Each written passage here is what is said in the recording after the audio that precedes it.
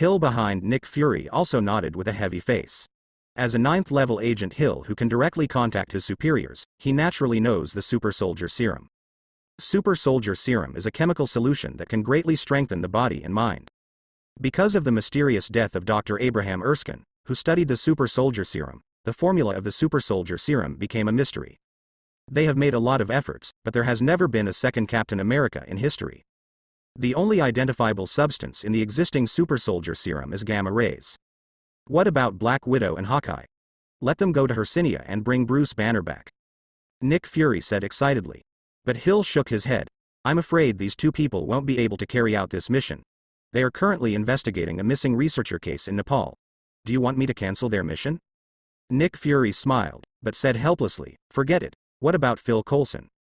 Phil Coulson asked for leave this afternoon. He said he had asked an old friend for help at the Statue of Liberty and he was going to thank him. Nick Fury nodded. He also knew this old friend of Phil Coulson's. The superhero who has been active in Hell's Kitchen, Daredevil. There is no organization now, and he is one of the targets that Nick Fury wants to win. So forget it if Phil Coulson isn't here. Where's Falcon? Falcon is also on a mission and is not in S.H.I.E.L.D. right now. Nick Fury shook his head in distress. Hill, as the executive director of S.H.I.E.L.D., needs to monitor all the actions of S.H.I.E.L.D., and Nick Fury, as the director of S.H.I.E.L.D., needs to monitor the changes of half the Earth. So they can't leave S.H.I.E.L.D. for a long time. Finally Nick Fury asked Hill. What about Stark and Wayne? Speaking of these two people, the corner of Hill's mouth twitched inexplicably. These two people can be regarded as like-minded. The frequency of the two of them partying is basically once a day. And every time they open from night to early morning. Since Stark announced that he is Iron Man, the stock of Stark Group has been rising continuously, and even surpassed its peak at one point. And because Wayne hangs out with Stark all day, the stock price of Wayne Group has soared, and the aerospace materials of the Wayne Group are now at the top level in the world. And the orders from various countries are too numerous to count, and billions of cash have been gathered in a short period of time. Nick Fury couldn't help but gasp when he heard the billions in cash. There are billions of cash in such a short period of time. The speed of the money printing machine is not as fast as him. These are really two perverts. Then, Nick Fury changed the subject. Since the two of them are so free, why not let them go? These two are masters who don't see rabbits and don't scatter eagles. What reward should we use to impress them? Nick Fury smiled, then gritted his teeth and said, we finally saw Hope again. We must not let him escape from our noses like this. I will go and tell them that as long as we can complete this task, we can take all information below S.H.I.E.L.D. Level 3 as disclosed to the two. The authority of the 3rd level agent is the result of Nick Fury's careful consideration. Because there is a report in the upper authority called Howard Stark's Death Report, there is a blurry image in it. But it can be vaguely seen that Howard was killed. If Tony saw it, Nick Fury worried that he would break down and search the world for the man who killed his parents. You know, Tony Stark is one of the default candidates in Nick Fury's Avengers. Not only because of Tony's ability, but more because of his father, Howard Stark. At the same time, Tony is also a real genius, and no one wants to see a genius go crazy, especially a top talent like Tony. Because no one knows what shocking things he will do when he goes crazy. Nick Fury silently used his own authority to directly adjust the viewing authority of this document to be lower than his own, and directly hide it. After all this was done, Nick Fury called Tony. On the other side, Tony and Bruce are having a swimsuit party at Tony's house. Tony's eyes were a little confused. He kept appearing around the pool, and his phone was placed directly on the coffee table. Bruce, on the other hand, was sitting on the sofa next to the swimming pool drinking tens of millions of wine, surrounded by a few rare stars in movies and TV shows.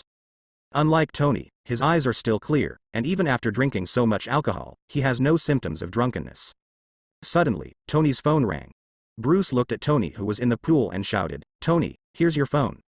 He yelled several times in a row, but Tony didn't hear it. Simply Bruce picked up Tony's phone, and was taken aback when he saw the caller on it. Blindfold. It's really pretty. Bruce picked up Tony's cell phone, and said to the girl beside him, sorry, excuse me. After speaking, Bruce came to the side of the pool, and pulled Tony, who was having fun, out of the pool. Nick Fury called you, there should be something. Tony suddenly woke up a little bit. Nick Fury. What is he calling me for? Have you finally decided to make me captain of the Avengers? Some chaos eyes were blown by the cold air and Tony became a little awake, and then he spoke. Then, Tony realized that this is not a place to talk, so he said loudly, girls, Bruce will pay for today's consumption, you can drink as much as you want. After speaking, Tony took Bruce back to the basement of the villa, and then took out the phone. At the moment's bell has been ringing for a full 5 minutes.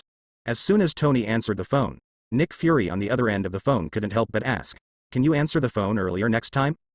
Tony laughed, and then said, "Okay. What's the matter with calling me so late?" "Yes, is Bruce with you now?" Tony glanced at Bruce. "Yeah, what's wrong?" With that said, Tony turned on the hands-free mode by the way. "Okay. Tell Bruce what I said to you after that. I want you to do something for me. After the matter is completed, I can give you the second-level authority of S.H.I.E.L.D., so that you can view the information of S.H.I.E.L.D. At least 3 floors. Deal." Nick Fury agreed happily. Tony gritted his teeth. "I'm afraid you planned to give us level 3 permissions from the beginning." Nick Fury didn't hold back at all. "That's right. Let me tell you about your mission now. You should have seen the news about a monster appearing in the laboratory of Carroll University on the internet, right?" Tony nodded, and Bruce wasn't surprised. Although he seems to be having a party every day, in fact, he is also letting Alfred collect information about the world every day during the day. This monster is almost the biggest news. It's just that Bruce disdains this way of gaining power by spraying medicine and turning into a monster. So he didn't pay too much attention to it. And for this kind of monster, the exoskeleton armor he used when fighting the Iron Overlord was enough to deal with him. I saw Nick Fury then said, "I want you to help me bring this guy back, he is of great use to us." Tony sneered, and then said, "What? Is there no one in your S.H.I.E.L.D.? They asked me and Bruce, 2 outsiders, to help you." Nick Fury also nodded unabashedly. "That's right, all my cronies have already been sent out to carry out the mission, and the rest of the agents are too low level and they can't complete the mission." "You mean we just have to bring him back? Is there a time limit?" "No, you can take whatever time you want, but I want to remind you. According to the information on the internet, not long ago, the Hechinia slum where Banner was hiding was destroyed by huge amounts of green monster, causing countless casualties. F*K. Bruce cursed secretly, and then said to Tony, "Let's go now, I'll go back and drive." Although Tony's face was still a little rosy, he nodded seriously. "Find Hulk sooner and maybe save a life." Bruce drove off in the McLaren P1 outside. Tony called NASA directly. "I want to apply for a route to Hercinia, and I want to take off within 2 hours." After speaking, Tony hung up the phone unceremoniously, and then directly began to put on his armor. Hearing a swoosh, Tony left the villa and headed towards the New York airport. Bruce, wearing a batsuit and driving a Batmobile, also came to New York airport and drove the Batmobile onto Tony's private plane directly from the direction of the VIP lane. "You're a bit late, I've been waiting for a long time." Tony looked at Bruce and laughed. Bruce added a voice-changing device to the throat, so the voice became a little hoarse. "Stop talking nonsense, let's go to Hechinia. Let's take off," Tony said directly into the radio. Because this time is to arrest people, and there is a mission, so Tony didn't ask the stewardess to hold a party here. Moreover, it only takes an hour at most to travel from New York to Hechinia, and there is no way to hold a party. Almost in the blink of an eye, the two arrived in Hechinia. After getting off the plane, Tony flew directly in the direction of the slums. And Bruce also drove the Batmobile out of the plane. When Bruce arrived in the slums, Tony was watching everything in front of him with a livid face. Because it is a slum area, the quality of the buildings here is not very good. Now Hulk has destroyed it here, and I don't know how many buildings have collapsed. It is not known how many bodies were buried inside the building. And the building that could still be used for people has now become a dangerous building. Fortunately, everyone here has left here. Did you live here somewhere before you found the big guy? Batman's hoarse voice sounded. Tony nodded. I found it. On the way you came here, I have already turned around. At the same time, I contacted a resident who lived here before. He told me that only one corner has people moving in recently. Bruce nodded. Go there first to see if you can find any clues. Now the big guy doesn't know where he is. If you can find him earlier, you can find him earlier. Otherwise, there will be more places like this. While talking, the two also came to Banner's house. The two looked gloomy as they looked at the house that had a big hole in the wall and was almost in ruins. This place has been destroyed beyond recognition. Try to find what you can find. Tony nodded, and then said, Jarvis, scan this house for me to see if there's anything wrong. Scanning. On the table next to you, there should be something there for a long time. After hearing the voice of Jarvis, Tony walked to the table. Sure enough, there was a very new mark on the middle and edge of the table, and it looked like something had been there for a long time. At this time, the voice of Jarvis sounded again. After judgment, it may be a wireless signal receiver produced in 2000. As for the corner of the table, it may be a place for storing manuscript paper. After deduction, there is a 90% possibility that Bruce Banners in the chatting with someone over the radio has a 10% chance of listening to the radio for entertainment. Tony told Bruce the result. Bruce looked at the imprint on the table and asked, "Can you find out who Banner is chatting with?" Tony shook his head. "Unfortunately, no. If I had Banner's manuscript, I might still be able to find it, but now Banner is likely to take the manuscript away, and things like radio can only be used in real time. Almost there will be no backup, and trying to find out who Banner is talking to is like looking for a needle in a haystack. Now that the clue is broken, we can only change our thinking." Tony spoke up. Bruce nodded. "I heard that Banner's former girlfriend, Betty Ross, has now woken up from a coma, right? We can go to Carroll University to find out about the situation." Tony nodded. There is only one way now. Then, the two left Hercynia, returned to the private jet and flew towards Virginia. Virginia Air Force Base. The only man alive who was ordered by Admiral Ray Ross to arrest Banner is back. He staggered back to the military area, and as soon as he returned to the military area, he said angrily, "Where is Lieutenant General Ross? I want to see Lieutenant General Ross." Emil Bronsky, calm down. "No, I want to see Lieutenant General Ross." So someone quickly reported what happened here to Colonel Ross. Ross hurried over and grabbed him. "Amir, this is not the place to talk, let's talk in another place." Emil nodded. He didn't intend to question Ross, so naturally he wouldn't make Ross look bad. So Emil followed Ross to an empty room at the back. "General Ross, what the hell is that guy?" As soon as he entered the room, Emil couldn't wait to ask. Ross made a slight grin at the corner of the other's mouth that Emil couldn't see, but it disappeared quickly when he turned around. Ross sighed, and then said, "I thought Banner would not resist. After all, he is my daughter's boyfriend, but I didn't expect him to attack you." "So? That big guy is actually a person?" Emil was surprised. Ross nodded. "Actually, I still have a tube of medicine here, which is the lowest concentration medicine, but this is only a semi-finished product, so I can't guarantee the success rate." Looking at the green potion in Ross's hand, Emil closed his eyes with a complicated expression, and Rhodes squinted at Emil, who closed his eyes. When Emil's eyes opened, greed finally defeated reason. "I've decided. General Ross, help me inject the potion in your hand." Ross nodded. "Then you sit on that machine, and I'll give you the injection." Emil was a little nervous, and he didn't even hear the tremor in Ross's voice. Because Emil's eyes were closed, Ross poured the whole potion into it. As the needle moved slowly, Emil let out a painful growl. Virginia. A private plane landed slowly on an unknown abandoned grassland. The leader is painted with heavy makeup, and behind him are a group of agents wearing Joker masks. A large truck slowly drove down from the plane. The compartment of this large truck is an airtight cage made of all metal, and anesthetic gas is sprayed out every once in a while. Inside the cage was the sleeping Banner. Now Banner's face is sallow and his lips are pale. It can be seen that he is bleeding excessively and has not eaten for several days. Joker turned his head and asked Eren next to him, "Have you found out why Banner can face gamma rays directly but not die?" Eren shook his head, his face was a little dusty. Joker also shook his head helplessly. "Forget it. It is estimated that it will be impossible to research something in a while, and keep the 1000 milliliters serum of Banner. Have you found the location of Dr. Lan?" Eren finally nodded now. "We found it. We found that Dr. Lan is actually hiding in Queens, New York. It's just that Dr. Lan is very cautious. We tried to ask him to meet with him several times but failed. I don't know if he noticed something." Joker snorted coldly. "Since he doesn't come out, then send him a tube of serum directly. I believe he must also be curious about who the person on the other side of the radio has been. As long as he has contact with the real world, think about it. It's easy to find him. Now." Joker turned his head to look at the unconscious Banner, and then said, "Let's go to Carroll University first. Hulk has been hiding in Banner for so long, he must have been impatient." Eren nodded, and turned off the anesthesia unit on the back truck. Then, Joker sat on the passenger seat of the truck, and a group of agents followed Joker towards Carroll University. At the gate of Carl Verde University, Eren, disguised as a janitor, easily drove the truck into the school. Then they just left the truck on the spot and went to the infirmary where Betty Ross was recuperating.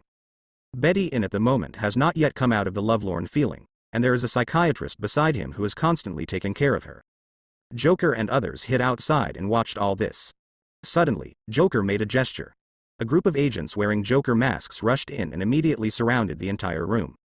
The two people in the room were terrified immediately. They leaned close together. The psychiatrist Ma Ge looked at them vigilantly, and then said in a trembling voice, "Who are you? What do you want to do?"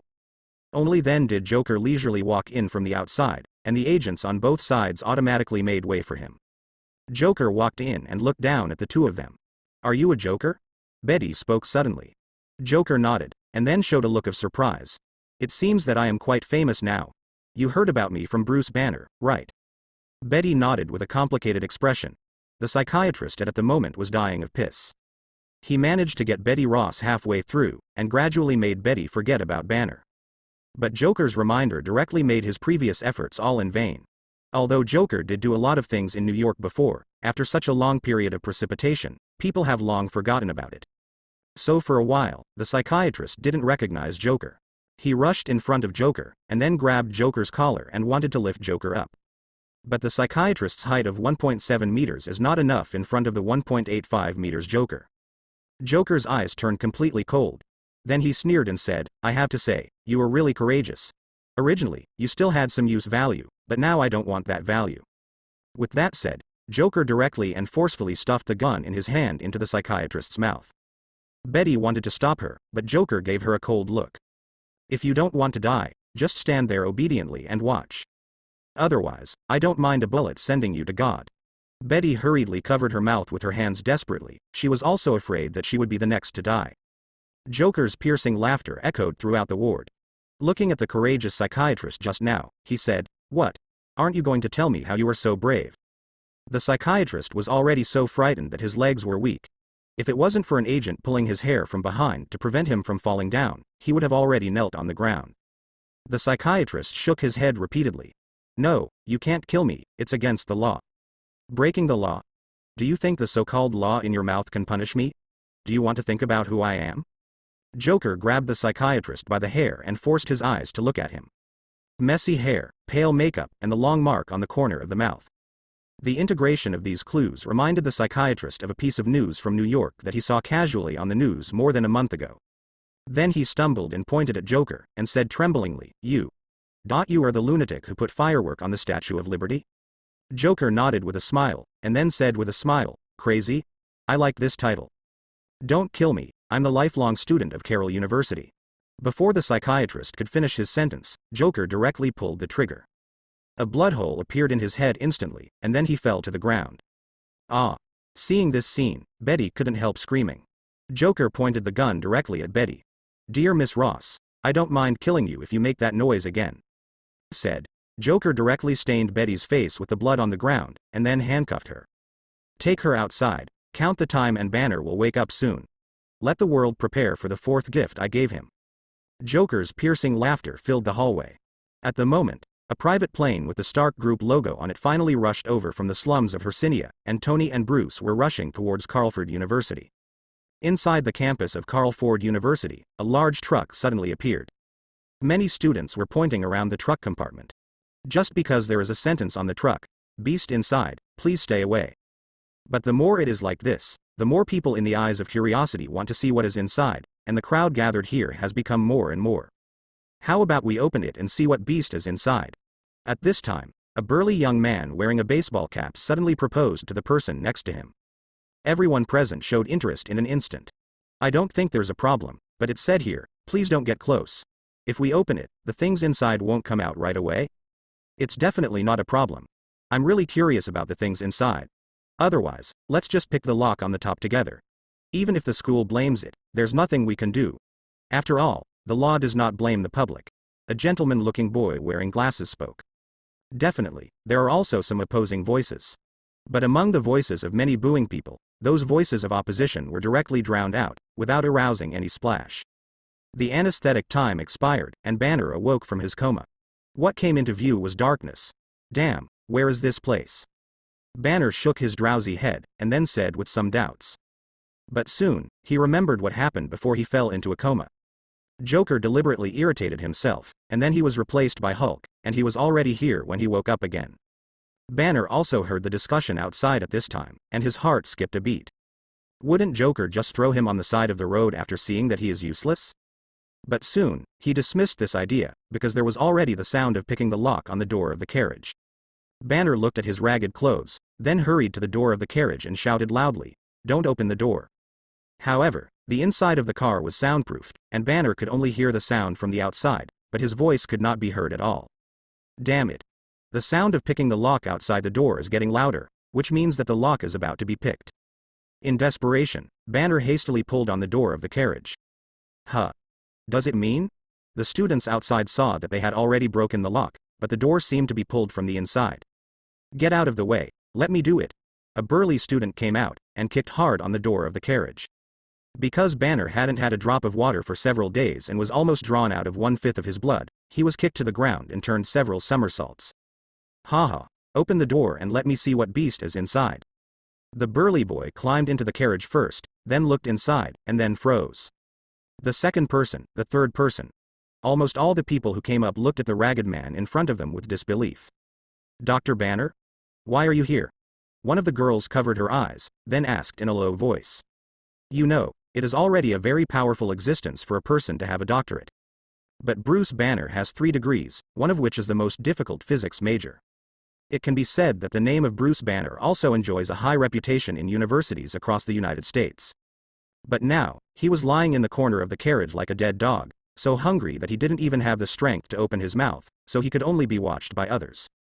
Banner buried his head in shame. My goodness, is that really the personable Dr. Banner who chased our garden girl Betty Ross away? How did he appear here? Didn't the school issue a statement saying that Dr. Banner is currently hospitalized? Wait a minute, have you ever thought of the monster that ran out of Dr. Banner's laboratory in our school? You mean that big guy in green?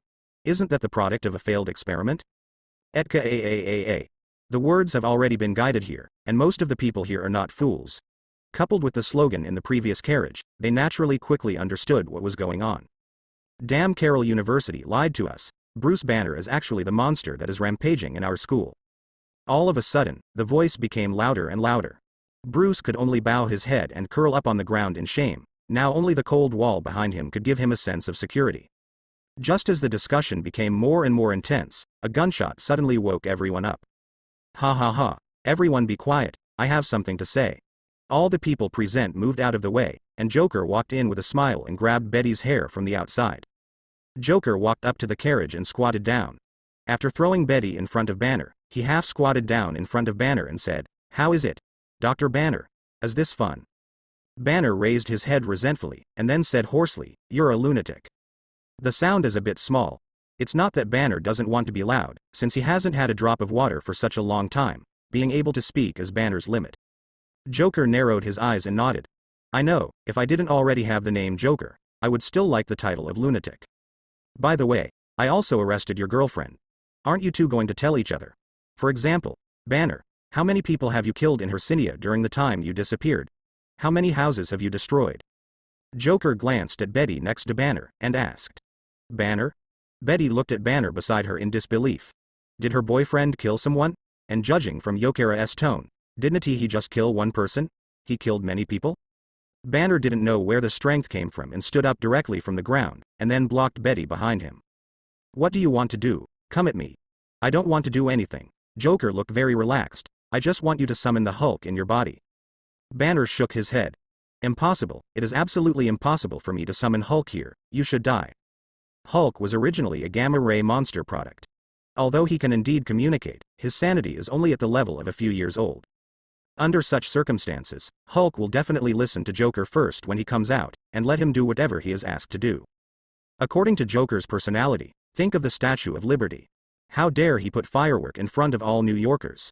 If Hulk really comes out, I'm afraid Joker will let Hulk directly destroy the entire University of Carlford. I don't know how many innocent people will die by then. So no matter what Joker says, it is absolutely impossible for him to let Hulk take over his mind in this kind of place. Joker looked at Banner with a half-smile expression, and then said, Remember what you said now, don't get slapped in the face later. If Hulk really didn't show up. I left Carl Verde directly. But don't blame me if you can't resist transforming into a Hulk. Banner nodded firmly, and Betty behind her looked at Banner with a trace of fear. She suddenly remembered that when she was in the lab with Banner for the last time, she was knocked unconscious by a heavy blow. It's been a few days since I woke up. Some of the students who regarded Joker as their idol couldn't help asking. Are you the Joker in New York last month? Your makeup looks too similar to his. Joker squints and nods, definitely me.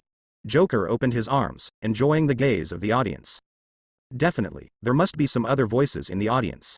The New York Joker. The maniac who nearly blew up the Statue of Liberty. Why is he here? Isn't he trying to blow up Carroll University? But these voices were directly suppressed by Hydra hidden in the crowd. The voice of disapproval quickly disappeared, and Joker pressed his hand directly to suppress his voice, and then said, I gave them a big gift in New York before, and now I want to give you a big gift too. You hate? Is this a school full of lies? Hate. I hate this school to death. Obviously Banner is that monster, and the school has to hide it. Damn school, go to hell. The audience was already crazy. One of the Hydra hidden in the crowd suddenly shouted, Oda hail. All of a sudden, the enthusiasm of the students was directly aroused. Joker hail. The voice was so loud that it shook the entire Carlford University directly. The principal, who was far away in the office building, even heard the voice, and he frowned looking at the documents on the table. What are these nasty students doing? At this time, a dean in high heels ran in a panic, and then said out of breath, Principal, something is wrong. Joker appeared in our school. More and more students have gathered there. Let's go. I heard that Dr. Banner also appeared there, and even Betty was kidnapped by Joker. What Joker? The principal asked suspiciously. The dean quickly took out his mobile phone, and handed the screenshot of the news that he kept a month ago to the principal. After reading it, the principal asked tremblingly, Why did Joker appear in our school? Have you called the police? The dean nodded. The principal thought of something, and then shook his head quickly. No, these are not enough. Far from enough. That guy is Joker. Then the principal directly took out a phone and dialed the only number on it. General Ross, it's bad.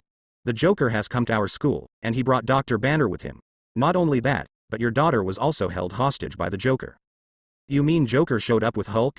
And he's at Carroll University right now? I'll be right there.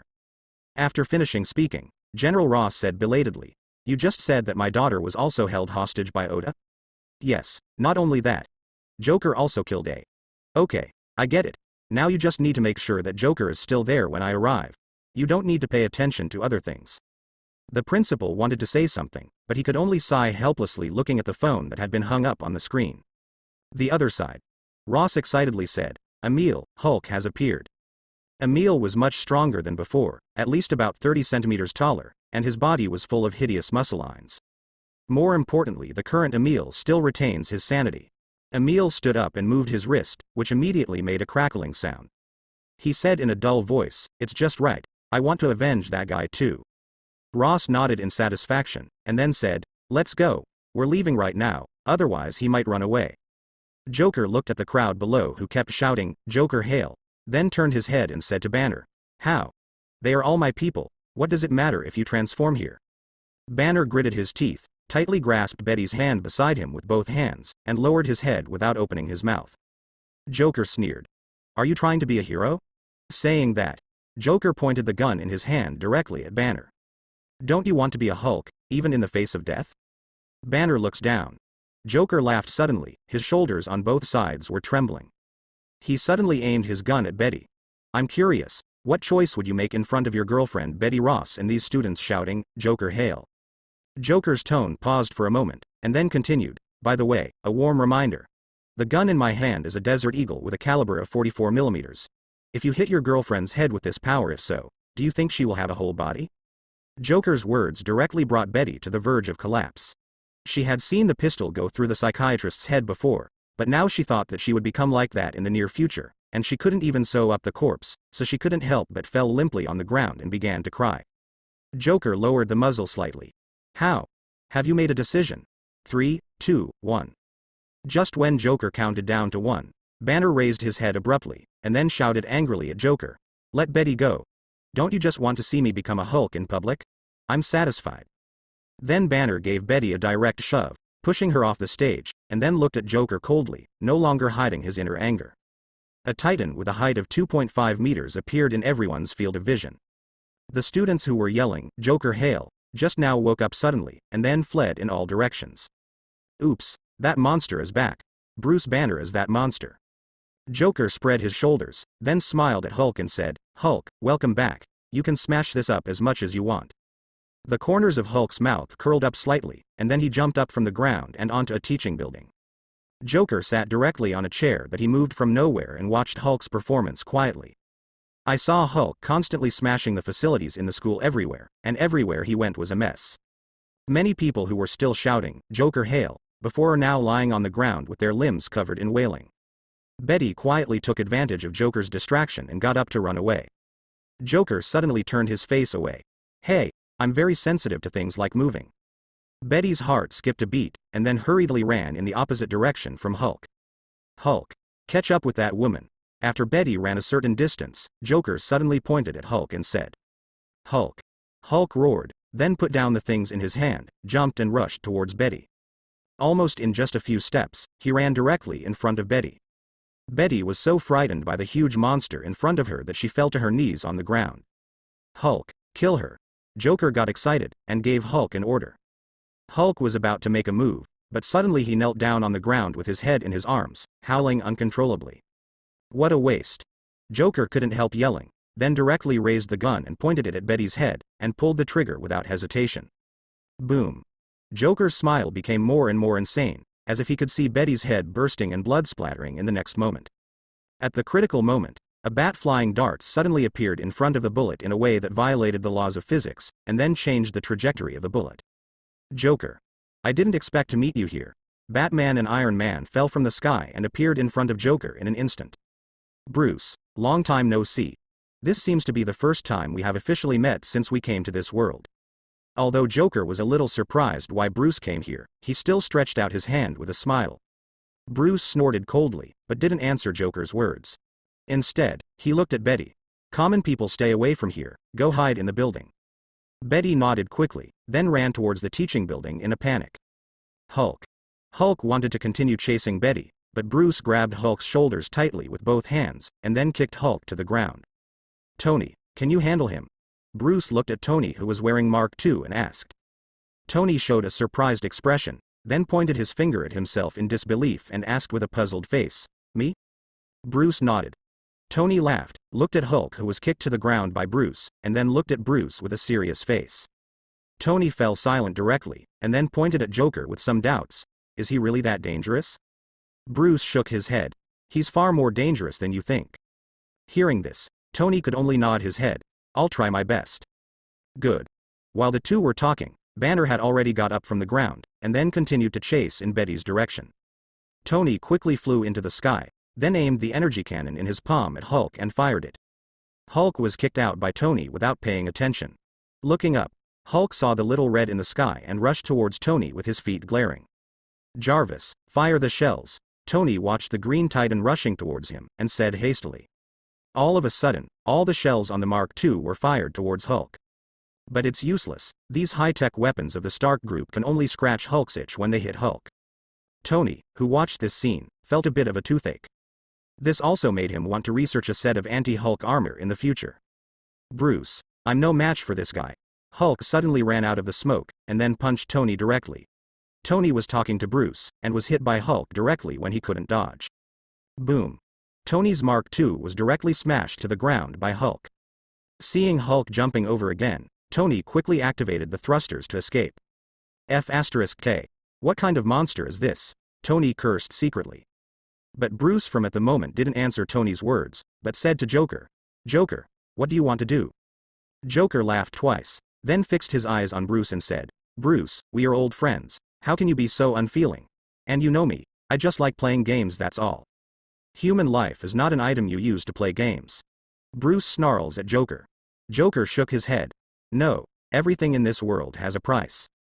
You know, when I first came to this world to rob, I just used a little money and let those 4 bastards kill each other. The second time I blew up the church, I just threatened him and he betrayed his beliefs. By the way, what is his belief? Jesus or God? Don't you think this is very interesting? Seeing Joker's crazy face, Bruce walked directly towards Joker, but a bullet suddenly appeared from a distance and hit Batman's face without a mask. Batman raised his arm and took the bullet straight away. Don't move, otherwise I'm not sure when I will be attacked by someone. And even if you are not afraid, there are so many people in this school, if you dare to take a step forward, I will kill one. They are all me hostage. Joker stood in front of Bruce confidently, and then looked at Bruce arrogantly. Bruce turned his head to look at those figures running around, gritted his teeth and said, despicable. Joker shrugged. Isn't this generally accepted? Fake. Stop talking about love there, I'm about to get my butt flattened by this big guy. Tony roared loudly. Jarvis, what is the damage rate of the armor now? The armor damage rate is 50%. In just a few minutes, the durability of the Mark II researched by Twodian was directly reduced by half. Bruce narrowed his eyes, then asked, "If I turned away from you, would you shoot?" Joker spread out his hands and said, "You can do whatever you want." Bruce turned around and ran towards Tony, then threw Hulk to the ground with his armor. Hulk. Hulk was very angry. He felt himself being thrown to the ground twice by a small bug. So Hulk stood up angrily, and then continued to rush towards Bruce. Bruce squared off with Hulk, and Hulk got kicked out again. Bruce looked at Hulk in surprise. "Tony, be careful. His strength is constantly increasing. His strength is now at least 1% higher than before. What kind of monster is this guy?" Hulk continued to charge forward. After a few rounds, even Bruce still felt miserable wearing the exoskeleton armor he developed. Because Hulk's strength growth seems to have no upper limit at a glance, getting bigger and bigger, getting bigger and bigger. Even now, it is faintly close to exceeding Bruce's tolerance when setting up this exoskeleton armor. Once again, Hulk scrambled to his feet, then lunged at Bruce. This time the ending was reversed. Bruce was just kicked out by the Hulk. Tony next to him clearly heard the click, sound of mechanical braking coming from Bruce. Bruce's exoskeleton armor is broken. Tony was horrified, and then flew towards Bruce, trying to block Hulk's attack for him. But after a loud noise, Tony also flew out. The two lay side by side on the ground, and then looked at each other helplessly and smiled. Hulk continued to walk towards the two of them. At this moment, a military helicopter suddenly appeared in the sky. A figure jumped out of the helicopter. Joker squinted at the figure that jumped out of the helicopter. According to the information sent back by Hydra, that person's name is Emil Bronsky, a soldier king of the Marine Corps, and he was just a common when he returned to the base, but when he and Air Force Lieutenant General Ross after having a conversation, "You have unparalleled power." Joker took one look at Emil, then found a hidden place to hide. Emil's character is very greedy, so it is not very difficult to use. The other side. I saw Emil rushing towards Hulk with a blunt knife in his hand, and the two quickly scuffled together. A helicopter appeared above the heads of the two, and then descended.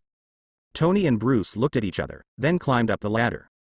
"Mr. Stark, Mr. Wayne, my name is Ray Ross, and I am a lieutenant general at Virginia Air Force Base. We have received information from S.H.I.E.L.D. and have confirmed the identities of the two of you." Bruce nodded, then turned his gaze to Ross, and then pointed to Hulk below and asked, "What is that monster? Why does his power increase constantly? It's like there is no upper limit." Ross shook his head. "I want to know the answer as much as you, Mr. Wayne."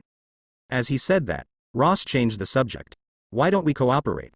I believe that with the cooperation of the military, coupled with the two powerful companies Stark Group and Wayne Group, they will be able to quickly discover the secrets inside Banner's body. At that time, this secret will be shared by the three of us. What do you think?" Bruce shook his head. "I'm not interested in a constitution that uses foreign objects to enhance itself, let alone this potion that directly turns into a monster." Hearing what Bruce said, Ross turned his attention to Tony again. Tony shrugged, then patted the arc reactor on his chest and said, "I have the same opinion as Bruce, and now I rely on this reactor to continue my life. Even if I really research something, I'm afraid I won't be able to use it." Needless to say, Stark Group's chairman, Tony Stark, is the richest man in the world, and the Wayne Group has grabbed many space orders from companies as soon as it appeared, and it is also a very powerful company. Even if any one of these two companies joins his action, the funding problem is enough to be resolved, but neither of them is interested now. Ross wanted to continue persuading, but seeing that the two were not interested, he could only sigh helplessly, then closed his mouth, and continued to look down. Hulk's near-infinite power seduced Ross deeply. Emil was able to touch Hulk at the beginning, but as time went by, Hulk's strength became stronger and stronger, and Emil was directly pressed to the ground by the beam and hammered. Finally, Hulk felt a little bored, so he stood up directly and kicked Emil out with a flying kick. Under Hulk's terrifying kicks, Emil flew out directly, smashing a full 3 uncles before falling to the ground with a plop, bleeding from his orifices, and his life or death is unknown. "Shoot! Shoot Hulk!" Countless bullets poured out from the machine gun on the helicopter, hitting Hulk hard. But Hulk didn't feel it at all, he just felt that the helicopter was a little annoying. So Hulk jumped straight away and flew towards the helicopter. With such speed and strength, the helicopter pilot had no time to dodge before Hulk dragged the helicopter into his hand. "Fac. Fire missiles, bombard him with missiles," Ross said in a hurry. A bullet exploded directly in Hulk's face, and the helicopter became precarious. Fortunately, Hulk was also blasted back to the ground. "Keep bombing him with missiles. Ross spoke excitedly. One after another, the shells constantly hit Hulk, but they could only block the line of sight. Taking advantage of this time, Ross quickly ordered the helicopter to rise to a high altitude. The crowd below dodged constantly, and Bruce stood on the helicopter with his head down, looking around for Joker. Suddenly, he saw Joker sneaking up next to Amir, who was knocked down by Hulk. No, Joker is going to take him away. General Ross, hurry up and stop Joker. But now that Ross was staring at the smoke from the shell with his face flushed, how could he have time to talk to Bruce? And besides Bruce and Tony, everyone in this helicopter is Ross's confidant, so it's even more impossible to listen to Bruce's words. So no matter how Bruce shouted, Ross just stood still. Bruce and Tony could only watch as Joker pulled Emil away and disappeared from their sight. Fact. Bruce sat down angrily and then severely hammered the glass of the helicopter. Damn it, we were so close to catching Joker. Bruce slumped in his seat and sighed. Tony also shook his head, looking at Ross with red eyes with disdain. Ross valued the power in Hulk's body very much, even to the point that he would do whatever it takes. This kind of person is not the same as Tony and Bruce, so the two watched with cold eyes as Hulk ripped apart a missile with his bare hands and disappeared from Carl Verde. Seeing Hulk leave, Bruce didn't say anything, just dropped a check on the seat, and jumped out of the door. And Tony also came to the window, smiled and left a check. General Ross, thank you for saving us at a critical moment. This check and Bruce's check are our thanks to you. You can fill in as much as you want. Also, I will not write a commendation letter to your military district, believe it. After speaking, Tony also jumped directly from the plane. After leaving the plane, Bruce returned to his Batmobile, and then said to Tony with a livid face, "What should we do now?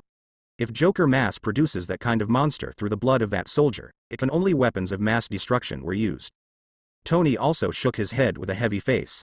"I want to follow the direction in which the monster disappeared to find him." "Are you crazy? That guy smashed both of our battle suits. What if we find it and get killed by him?" Tony's face was full of disbelief. Bruce shook his head. "Think about what happened when Banner turned into that monster before. The first time he transformed was in Carmel University, and when he appeared again, he turned back into human form. It seems to be true." Tony thought about it carefully, and then echoed, "The second time was in the slums of Hechinia State. Although we didn't see it with our own eyes, Banner should have changed back to human form afterwards. And today is today, he has fought us before, maybe he has no strength now. As long as we follow the direction where Hulk disappeared, we will definitely find him." "Then what are you waiting for? Let's go." "But I can't fly anymore." Tony looked at his tattered Mark II with some embarrassment. Bruce shook his head, then got inside the Batmobile and pressed a button. The Batmobile broke down into two motorcycles in an instant. Seeing this scene, Wang Ni couldn't help but sigh in admiration. "Bruce, you seem to owe me a car. I'm going to follow your configuration. It must be cool to drive out like that." "Don't worry, your car is already under production, and you will probably be able to see it after this mission is over." "Then I'm really looking forward to it." Tony got on a motorcycle straight away, and tried to twist the gas pedal. Boom boom boom. Immediately the engine roared with huge amounts of roar. "Be careful. These two guys are equipped with the latest engine I invented, which is about twice as powerful as the best V10 engine on the market today." There was a flash of light in Tony's eyes, and then he slammed the accelerator and rushed out. "Ha ha ha ha. Bruce, I have to say, you are a genius in some ways. Let's see who finds Banner first." Tony said with bright eyes. His favorite thing to do when he was not kidnapped to Afghanistan was drag racing. With that said, Tony kicked the accelerator and followed. Bruce smiled helplessly, stepped on the accelerator and followed. Left and right, search in this forest. That monster's physical strength should be low, he can't run very far. Tony nodded, and the two began to search in the dense forest with a clear division of labor. The luck of the two is indeed very good. Bruce found Banner unconscious by a creek. "Dr. Banner?" Bruce asked tentatively. Banner weakly opened his eyes, and nodded weakly after seeing the two people in front of him. Can you help me up?" Banner spoke intermittently. Bruce and Tony quickly helped Banner up. "Is there anything to eat?" "I haven't eaten for days." Banner asked again. "Yes." Tony took a box of chocolates out of his pocket and handed it to Banner. The two of them didn't doubt Banner at all, because Banner in front of them now had a thin, yellow face, white lips, and he couldn't even stand upright. Banner didn't let go of Bruce's and Tony's hands until he finished eating a box of chocolates, and then drank some water and stood up. Finally alive. After venting, Banner stretched out both hands helplessly, and said with a wry smile, "Are you here to arrest me?" Bruce nodded, and then said, But the handcuffs are no longer needed, you shouldn't suddenly become that monster, right? Definitely. Banner smiled bitterly. That monster's name is Hulk, and it will come out whenever I am extremely angry, and I will try my best to control myself. Okay. Let's go back then. Tony, Banner sits in the back seat of yours. After speaking, Bruce rushed out on the bike. And Banner looked at Banner with straight eyes. Fack. Tony cursed, and sat Banner in the back. You're the first man to ride on the back of my motorcycle. I didn't even let my girlfriends ride. Banner didn't know how to answer this, so he could only keep silent. Hydra's helicopter above. Amir was unconscious at the moment. The back of his hand was behind him, and his two thumbs were tightly locked together by the special alloy. Joker sat aside and waited for Emil to wake up. Behind were two Hydra agents. I wanted to take advantage of Hulk when I was in Carlford University, but I didn't expect to be intercepted by Bruce. But it's not bad, at least this guy is much easier to control than Hulk. Joker muttered to himself. After about half an hour, Emil finally woke up from the coma. He only felt that all the bones in his body were broken under Hulk's foot, and his whole body was full of burning pain. Damn it. Where is this place? Let me go. I'm Marine Corps Captain Emil Bronsky. After Emil opened his eyes and saw clearly where he was, he began to struggle constantly. Emil, don't struggle. Joker said quietly at this time. Who is it? Emil turned his head and saw Joker. Joker? You kidnapped me. Joker shook his head and let out a shrill laugh. I'm not kidnapping you, I just want to give you a chance. What do you think of Hulk's power? Having said that, Emil immediately fell silent. Then he looked at Joker and asked, Can you really give me Hulk's power? Joker narrowed his eyes slightly and shrugged his shoulders. Who knows? But it's not hopeless, is it? Hearing what Joker said, Emil said, If what you said is true, then I will follow you, as long as I have Hulk's power. Hearing Emil's words, Joker laughed wildly. Then let's talk about it. I'm going to take you to find someone now. He might have a way to make you become like Hulk without losing your mind. Then, Joker personally took the key of the handcuffs from the agent behind him. Come here and uncuff Emil. Seeing Joker uncuffing himself, he wanted to move his shoulders, but the severe pain all over his body made him give up. So I can only lie down and ask Joker. Where are we going now? Queens, NY. Our folks figured out that someone who can help you become a Hulk should be there. Emil nodded. How? Can you extract the detailed address of Dr. Lan? The Hydra agent shook his head. Dr. Lan said that he can say his address, but we must prove that we are Banner. Joker rubbed his chin. You directly asked for his address, saying that you would send him a bottle of your own serum. Then someone pretended to be a courier to approach him. The Hydra agent nodded, and then started a conversation with Dr. Lan, who was opposite him according to Banner's tone. After a while, the Hydra agent said excitedly, he agreed, but Dr. Lan said that he would pick up the serum by himself at the express terminal in Queens. Joker nodded. You install a tracker on the medicine bottle, and then let a few people guard the express box. As soon as Joker's words fell, a 50 milliliters bottle containing Banner's blood set off from the slums of Heria, Brazil, and then all the way to Queens, New York. Several Hydra agents pretended to be couriers and followed the box. As the plane landed, Joker took Emil back to his base in Queens to wait for the final result. It takes at least 3 days to send it from the slums of Heria to New York. For the past 3 days, he just needs to wait quietly. Meditation Master, you go and take Emil to learn to control your anger, at least to Banner's level. Master Meditation nodded and left with Emil. Emil didn't ask why, he just needed to know that Joker could turn him into a Hulk. The other side. Tony and Bruce finally lived up to expectations and landed at the New York airport with Banner. An extended version of Rolls-Royce has long been waiting by the parking lot, and at the same time, there is also an old Ford car. As soon as the private plane came to a stop, Nick Fury stepped out of the old Ford car. Then he smiled at Tony and Bruce and said, You guys did a good job. But Bruce said directly, I'm sorry, Director Nick Fury. Bruce's words made Nick Fury's heart skip a beat. I saw Bruce then said, We probably can't let you take Dr. Banner away, after all, we just talked about a lot of interesting things. You promised me. Don't you want level 3 clearance from S.H.I.E.L.D.? Nick Fury stared at Banner eagerly, then asked through gritted teeth. Both Bruce and Tony shook their heads.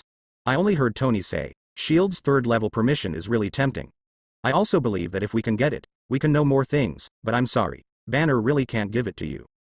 Nick Fury took several deep breaths, calming down the somewhat turbulent mood. Can you tell me why? Bruce nodded. The Hulk that Banner turned into is a monster through and through. It is not only powerful, it will gradually become stronger as time goes by. My battle armor was scrapped in this situation. I think this kind of thing is better not to be researched. What's more, if this kind of technology is used by someone with a heart, the world might really be in chaos. Nick Fury nodded in agreement with Bruce's words. It is true that power can only be considered safe if it is in the hands of a very small number of people. But despite what you say, I think Dr. Banner needs to be restrained. With that said, Nick Fury took out the Avengers plan behind him and handed it to Banner. I'm building a superhero team now, do you want to join us? Banner took the Avengers plan and looked at it carefully, and then asked with some doubts. So there are only 2 people in Avengers now, and they are all 2 7th level agents from your shield. Can you really form it? Hearing Banner's words, Nick Fury said without changing his face, as long as there is hope, I can always recruit people, right? Then Banner said again, Bruce and Tony are so powerful, aren't you going to let them join? Nick Fury and Banner have all eyes on them. Bruce shrugged. I said, unless I change the name to the Justice League, otherwise I won't join. Tony also said indifferently, unless you let me be the captain, otherwise don't want me to join. Seeing what the 2 of them said, Banner could only smile wryly. Then he said to Nick Fury, I've decided to join the Avengers. Nick Fury nodded in satisfaction, reached out and shook Banner. Bruce Banner, congratulations on joining the Avengers. Nick Fury set his sights on Bruce and Tony again. I will also grant you the 3-level authority of the 2 of you normally, and thousands of secrets around the world will be open to you. Now let's discuss another matter. Nick Fury looked at Banner solemnly, and then asked, has your blood flowed out? Banner's face darkened for a moment, then he nodded. At least 700 milliliters of blood was drawn from me by the Joker. Damn fuck. Nick Fury couldn't help but swear. Why is that lunatic Joker again? That lunatic's actions don't have any rules at all. It's okay if it's someone else, but there's no way to predict Joker at all. Banner thought about it carefully. Actually, it's not impossible, at least I know that Joker will definitely go to a place next. Where? Dr. Lan. Banner opened his mouth and explained. Dr. Lan is a professor I met at Carlford University. He is a very strange person. Although he has great knowledge of biology, he doesn't like to be seen in public. We all talk to each other over a radio. Where's the radio? Nick Fury said excitedly. As long as he can know the address of Dr. Lan, he will directly deploy countless agents there. At that time, even if Joker has regenerative healing factor, he will directly turn him into meat sauce. Bruce shrugged. The radio was taken by Joker before, and there was nothing left when we went there. Hearing this, Nick Fury lowered his head and pondered. Not long after, Nick Fury said suddenly, Banner, do you still remember those manuscripts that you and Dr. Lan silently wrote? Banner nodded. Then can you write those manuscripts silently? Don't make a single word wrong. I can let the agents determine where Dr. Lan is from by analyzing his sentence habits, but it will take at least 3 days. Banner was a little embarrassed, but he still nodded and said, I can only try my best. Without further ado, let's go straight to S.H.I.E.L.D. Are you 2 going to S.H.I.E.L.D. with us? Bruce shook his head. Forget it, I have to go back and upgrade the battlesuit, otherwise I won't be so lucky next time I meet a monster like Hulk. Tony also opened his mouth and said, although I really want to go to S.H.I.E.L.D. in Legendary, but it's not now. Mark II has been beaten by Hulk and is close to being scrapped. I'm going to study Mark III. By the way, try to see if I can use the anti-Hulk armor. The model is made. No. After speaking, Nick Fury left directly with Banner. Bruce and Tony glanced at each other, then parted ways in their respective armies. Bruce got back in the car, and Alfred was waiting for him in the driver's seat. Alfred, let's go directly to the base, I want to strengthen and upgrade my armor. No problem. Master, is the opponent you meet this time difficult? Bruce nodded with a wry smile. I met a monster whose strength is getting bigger and bigger. The armor I used to fight the Iron Overlord has been scrapped. This time I go back and plan to start with other aspects, maybe I have to ask Tony for advice. It's unbelievable that there is such an enemy. Alfred is also a little unbelievable. By the way, sir. I heard that there is a metal in this world that is many times more expensive than gold. It seems to be called vibranium. I heard that it is the hardest metal on this earth. Do you need to buy some? Bruce shook his head. I have already understood the vibranium you mentioned. Although vibranium is indeed very hard, its weakness is too obvious. Only a slightly skilled researcher can break it. When the nuclear magnetic resonance reaches the same level as vibranium after frequency, vibranium will be passivated. Alfred, you can go buy some vibranium later, and study the frequency of vibranium's nuclear magnetic resonance by the way, and then research a sonic weapon that restrains it. Just in case. Alfred nodded. I see. At a time when the undercurrent of New York is constantly surging. A typical Western guy with gold hair shows up in a ghetto in Rostorf. He is surprisingly like as Luther, who appeared in this world not long ago. This is a small town in Russia. Because of long-term heavy industry pollution, the environment here has become very poor, and the air is full of smog. When he first came to this world, he discovered that the richest man in this world is a company called Stark Group. Then Luther began to search all the way on the internet. Directly found Howard She Stark. At the same time, Luther also discovered that Howard had contact with a Russian. It was precisely because of this that Luther directly obtained an identity certificate for himself, and then came to Rostorf from the United States. When Luther came to a dilapidated small house, he couldn't help feeling a little emotional. These two people were partners back then, but one of them became the richest man in the world, while the other could only struggle to survive alone in the slums. Luther stopped in front of one of the small two-story attics built of stones, took a deep breath, walked to the door and knocked. Boom boom boom. Who is it? Ivan Vankiev at the moment was studying the knowledge his father gave him, and walked to the door with a book impatiently after hearing the knock on the door. Pushing open the door, Ivan Vanki's complexion suddenly became ugly. Because his father hated Westerners very much, Ivan Vanki also hated Westerners since he was a child. Excuse me, is this Ivan's home? No. Ivan Vanki said coldly. You are in the wrong place, there is no Ivan here. After speaking, Ivan wanted to close the door. Luther quickly put one foot in, and then hurriedly said, I have learned about you. I just want to say that geniuses should not be buried, if you have no problem. I can help you. Help us. Ivan sneered. Do you know who our opponent is? How dare you say that you can help us? Luther wanted to say something else. But at this moment, the old Ivan in the room suddenly coughed violently. Immediately, Ivan didn't care about talking to Luther, and then hurried into the house. Old Ivan stared at the news on the TV with hatred eyes. That was the news that Tony had announced himself as Iron Man not long ago. I can save your father. The Queen. Brooklyn Avenue. Hi. Hello. There is a delivery for you at the delivery station in Brooklyn. 3 days passed in a flash, and a call was made to a mobile phone number named Dr. Lan. Not long after Dr. Lan hung up the phone, a fully wrapped man appeared at the Brooklyn Express station. With a flustered expression, he picked up Dr. Lan's courier and looked at it, then left quickly. 2 of the Hydra agents were about to chase, but another agent yelled angrily. Don't forget what Joker said. We just need to watch the delivery. Don't make any other useless moves. When the other 2 agents heard what he said, they could only nod their heads and continue to wait. This time it was a stylishly dressed woman who walked in. He picked up Dr. Lan's courier and looked at it before leaving. Just when he walked out of the door, he turned back and put the courier down. This Dr. Lan is really cunning. One of Hydra's agents observed this scene and couldn't help but said with teeth aching. This Dr. Lan is really cautious. If you hadn't reminded me, I'm afraid I'd really been fooled. Finally, a third person walked in. He was wearing a blue plaid shirt, gray hair, and big round glasses on his eyes. He held the bottle of Banner's serum with a complicated look on his face, but he sighed and put away the serum and left. Leave one person here and continue to watch. Maybe he will come back. 2 people follow to see. The Hydra agent with a relatively high level ordered. The other 2 agents looked at each other, then quickly hid themselves and followed. I saw the old man reversed several times, and then returned to the Brooklyn Express station, and then went around an alley and walked in.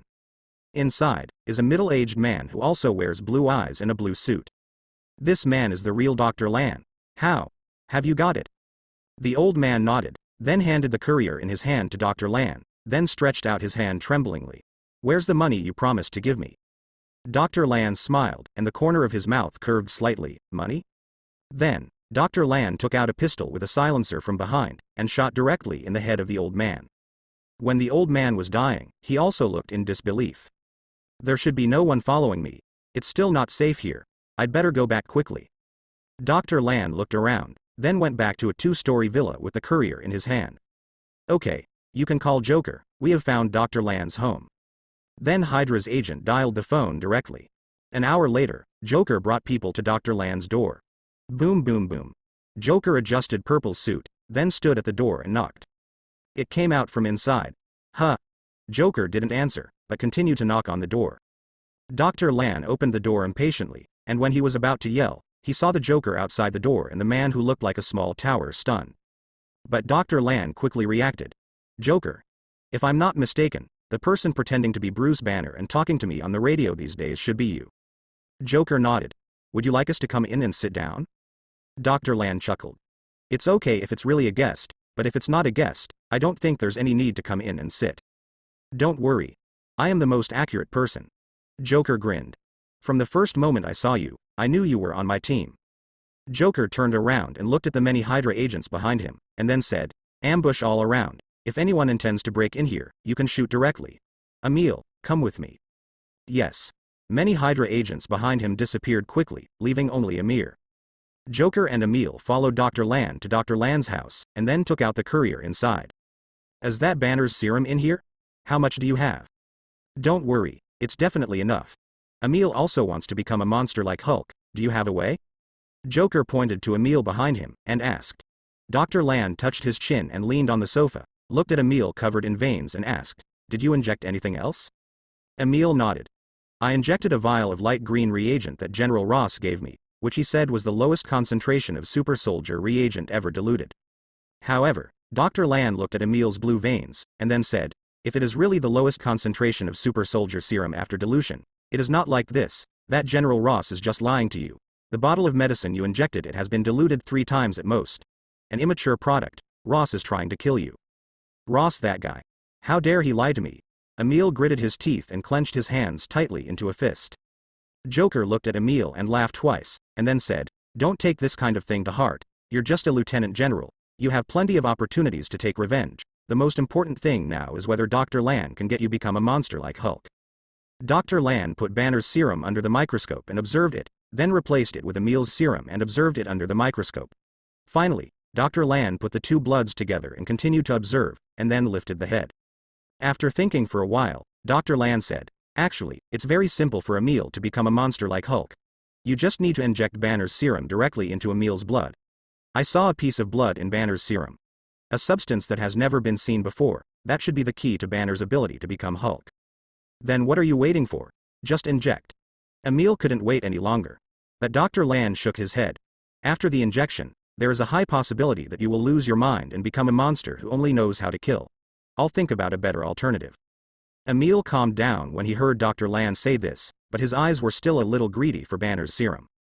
Dr. Lan saw through the excitement in Emil's eyes at a glance. He said indifferently, this small bottle of Banner's serum is completely impossible to completely change your blood. If you force the injection, the final result will only be exploding and dying. Do you want to try it? Emil touched his nose in embarrassment, then quickly said with a smile, no, I don't want to try. You wait for me for a while, I will do an experiment. After speaking, Dr. Lan left the hall and returned to his laboratory. And just as Dr. Lan left, a sound came from Joker's headset. It's not good. S.H.I.E.L.D. has now found out that Dr. Lan lives in Queens through Banner's dictation, and now they have started to call a large number of agents, and they are going to wipe out this place. On the phone, an agent spoke anxiously. Joker narrowed his eyes, thinking about what the agent just said. Suddenly, another phone call came in. Hi, it's me, Pierce. Pierce, what's the matter? Joker said calmly. Now S.H.I.E.L.D. has discovered that Dr. Lan's residence is in Queens, and they also speculated that you might go to Dr. Lan, so you should not leave the base recently. I think so too, but it seems a little too late for you to make this call. I'm already at Dr. Lan's home. What? The pupils of Pierce on the other end of the phone were shocked, and then he quickly said, now all the agents of S.H.I.E.L.D. have been sent by Nick Fury to go to your side, so I can't call anyone now. I will call the headquarters. After I will send someone over, you hold on first. Do not worry. Joker's tone was very relaxed, and then he hung up the phone directly. Then, Joker pushed open the door and walked away. Dr. Lan looked at Joker with a reproachful face, and then said, didn't I say it? Don't disturb me while I'm doing the experiment. Joker stared closely at Dr. Lan's eyes. Now, S.H.I.E.L.D. has discovered that you live in Queens. Do you want to leave or be arrested by S.H.I.E.L.D.? Dr. Lan was stunned for a moment, apparently in disbelief. Joker shrugged his shoulders, and then said, didn't you chat with Bruce Banner before? Banner wrote down the content of your chat, and after a professional analysis, he guessed that you are now living in Queens Drive. Hearing Joker's words, Dr. Lan didn't hesitate, picked up a tattered notebook, and asked, how much Banner's blood do you have now? Including your 50 milliliters, there is a total of 1 liter. Dr. Lan nodded. Although it is still not enough to change the cells in the whole body, it should not explode. After finishing speaking, Dr. Lan said to Emil behind Joker, you lie here. I will inject all these serums, remember to keep conscious. If you lose consciousness, you will turn into a monster that knows how to kill, without consciousness. As he said that, Dr. Lan took out another syringe with a needle tube that was 30 centimeters long. It's a sedative in there, it keeps you calm. Then, Dr. Lan directly injected a whole sedative into it, and then turned to look at Joker. Bring in all that liter of Hulk's blood. Joker handed the serum to Dr. Lan from the outside. Dr. Lan directly poured all the blood on Emil, and then started the instrument. I saw huge amounts of needles appearing in an instant, and then turned Emir into Quill. Streams of bright red blood flowed from Emil's body constantly, and Banner's blood also entered Emil's blood continuously. The blood vessels in Emil's whole body suddenly exploded one by one, and then Emil let out a painful roar. Finally, all of Banner's blood was injected into Emil's blood. Emil was lying on the ground with his veins burst and his blood stained. Boom. Boom. Boom. Dr. Lan was ready to sigh, he thought he had failed again. At this moment, a strong heartbeat sounded into Dr. Lan's ears suddenly, and Dr. Lan immediately opened his eyes wide with excitement. I saw that bloody body began to grow constantly, and then suddenly a row of spikes appeared on his back, his teeth turned into jagged shapes, and his height also increased to 2.7 meters, even taller than Banner to be high. 20 cm. On Emir's body, the hideous and terrifying muscles and criss-crossing blood vessels combined together, coupled with that terrifying face, made Emil look like a person who came out of hell. Devilish. Emil finally opened his eyes were so clear.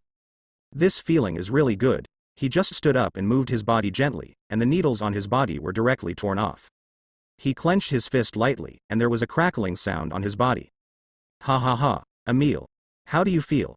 Emil shook his head. Joker, don't call me Emil in the future. From the moment I appeared, the captain of the Marine Corps, Emil Bronsky, disappeared. Please call me Hate in the future. Emil. No, the name suddenly came to the mind of Abomination. Joker laughed loudly. Definitely yes. From now on you will be called an Abomination. Dr. Lan was too excited to speak, he watched the Abomination in front of him run like crazy in the laboratory.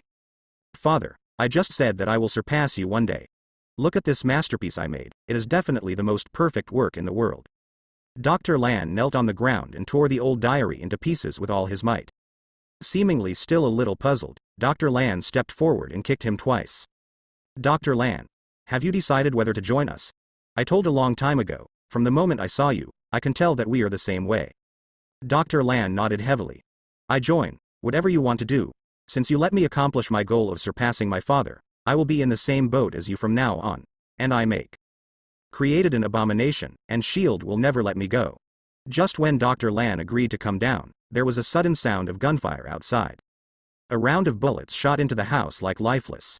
Hate's eyes were sharp, and he directly protected Joker and Dr. Lan behind him, and then jumped out from the roof with the two of them.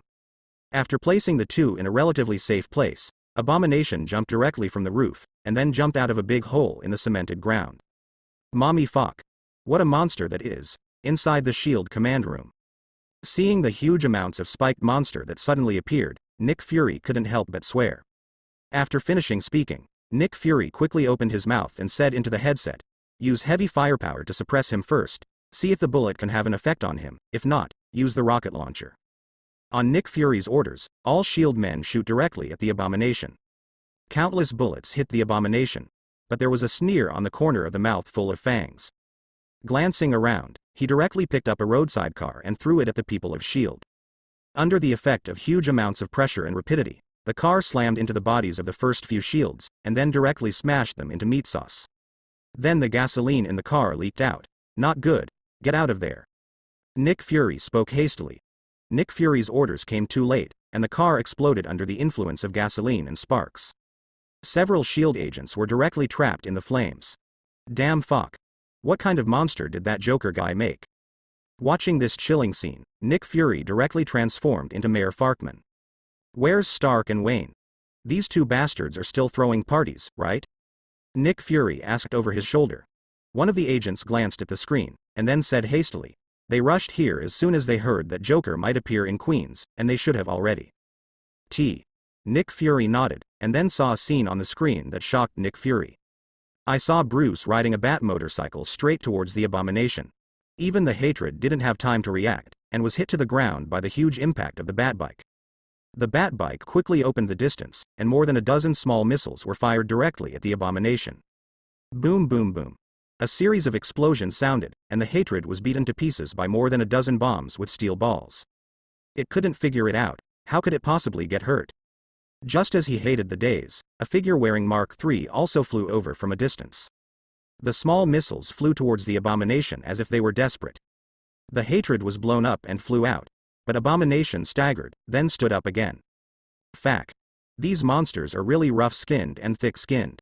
Tony flew down from the sky, then looked at the shield agent behind him and asked, "Have the residents here been evacuated?" The agent nodded.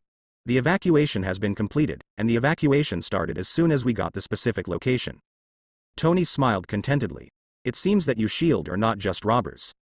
Bruce continued to drive the Bat motorcycle towards Abomination, but Abomination dodged it, and then grabbed the motorcycle's tail. With a strong flick, the Bat motorcycle was thrown out directly. But Bruce was waiting for this moment.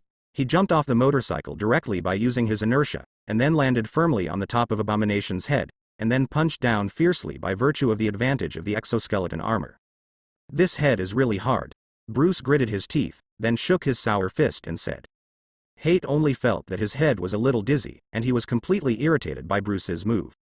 He grabbed Bruce's arm fiercely, then slammed Bruce to the ground, then bent down and punched Bruce in the stomach.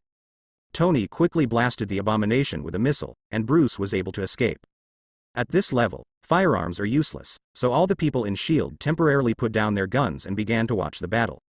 But with the passage of time, Bruce's physical strength has begun to fail. He was seized by the Abomination and was thrown out fiercely, and then hit the wall. And Tony's armor has become tattered. The armor damage has reached 80%, it is recommended to leave immediately. The voice of Jarvis sounded the reminder. Hate punched Tony hard in the stomach. Tony felt like the cheeseburger he ate today was going to be punched out.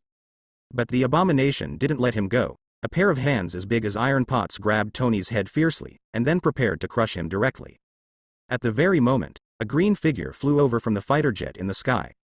Hulk. Hulk landed firmly on Abomination's body, and the Abomination's hand also let go. Surviving the catastrophe, Tony shouted happily, "Nice job, Hulk." Hulk glanced at Tony, then slammed straight into the Abomination that had been embedded in the ground. Bang bang bang. The ground collapsed constantly with Hulk's fist, and soon formed a deep pit with a diameter of more than 2 meters. Bruce and Tony looked at the scene in front of them and smiled wryly. These two guys are too scary. Even small missiles can't kill them. I guess they need intercontinental missiles. Secretary nodded. The scene in front of him strengthened his determination to develop a large armor that could fight against this monster. After all, Mark III is still a bit too thin. Hulk pounded on Abomination tirelessly, and Abomination gradually got used to it, then turned around suddenly, and grabbed Hulk's fist fiercely. Hulk. Hulk yelled angrily, and then threw more force at the Abomination. But the hatred kicked it directly. Hulk was kicked out of the pit, and fell heavily to the ground. Everyone back 20 meters. This is not a fight you can participate in. Tony saw Hulk being thrown out, and hurriedly shouted to the SHIELD agents who were obsessed with watching this fist-to-body fight. Both Abomination and Hulk have rough skin and thick skin, and almost no one can do anything to the other. Joker. This guy actually created such a monster. Tony said in disbelief. Bruce narrowed his eyes and shook his head and said, "This is not the most terrifying. If SHIELD does not take action now, you will see Joker's truly murderous 10 faces in the future. You know that I found almost all the top psychologists in the world some time ago. What is their evaluation of Joker?" Tony turned his head and looked at Bruce beside him with an inexplicably serious expression. "What? No comment." Tony sighed. Each of them answered almost exactly the same. They couldn't see anything from Joker's face, only disorder, chaos, and murder. His actions were very clear, except it is almost completely impossible to predict other than the purposeful actions of the Hulk and Abomination on the other side can't do anything to each other in a short period of time. But the Abomination has obviously fallen into a disadvantage. After all, Abomination is not Hulk. Hulk's strength can be constantly strengthened, and Abomination can only barely match Hulk with the fighting skills he has trained in the Marine Corps for many years. Finally, Hate was accidentally punched in the abdomen by Hulk, and then his whole body was sent flying like a cannonball, knocking down a house. Joker and Dr. Lan hid in a hidden corner, watching Abomination and Hulk fight each other. Seeing that the hatred has fallen into a disadvantage, Dr. Lan's expression became visibly anxious. He doesn't allow the Abomination to be weaker than anyone. Joker put his hand on Dr. Lan's shoulder and patted it, as if he could read people's hearts. Hate will never lose. Dr. Lan nodded, and his expression softened a little. His eyes stared straight at the abomination not far away, and his palms were clenched tightly into fists. But the miracle didn't happen. As Hulk became stronger and stronger, the abomination hit harder and harder, and was thrown around by Hulk like a toy. After Hulk knocked the abomination away with another punch, an energy gun hit Hulk directly in the face. The fiery energy made Hulk's subconscious heart skip a beat, and he quickly dodged the energy. All eyes were on the man holding the energy gun. I saw that half of his face was wearing a mask, and one of his arms was a shining mechanical arm. His eyes were dull, like a puppet whose consciousness was manipulated. Joker's phone rang at this time, and it was Pierce calling. The man who appears on the roof now is the rescuer sent by Hydra headquarters. You can call him Winter Warrior. Under his cover, you can find a chance to leave. Joker raised his head to look at the expressionless Winter Warrior, and then said with a smile, Winter Warrior. I see. After speaking, Joker hung up the phone. Immediately afterwards, Joker walked out of the darkness directly. Then a lot of S.H.I.E.L.D. agents pointed their guns directly at Joker, the upgrade dangerous person marked by Nick Fury himself. Joker. Did you create that monster to destroy the world? Seeing Joker coming out, Bruce asked in a cold voice. Destroy the world? How can you have such a terrible idea? Joker smiled and shook his head, then walked alone into the battlefield between Hulk and Abomination, his voice a little louder. Hulk. Hand.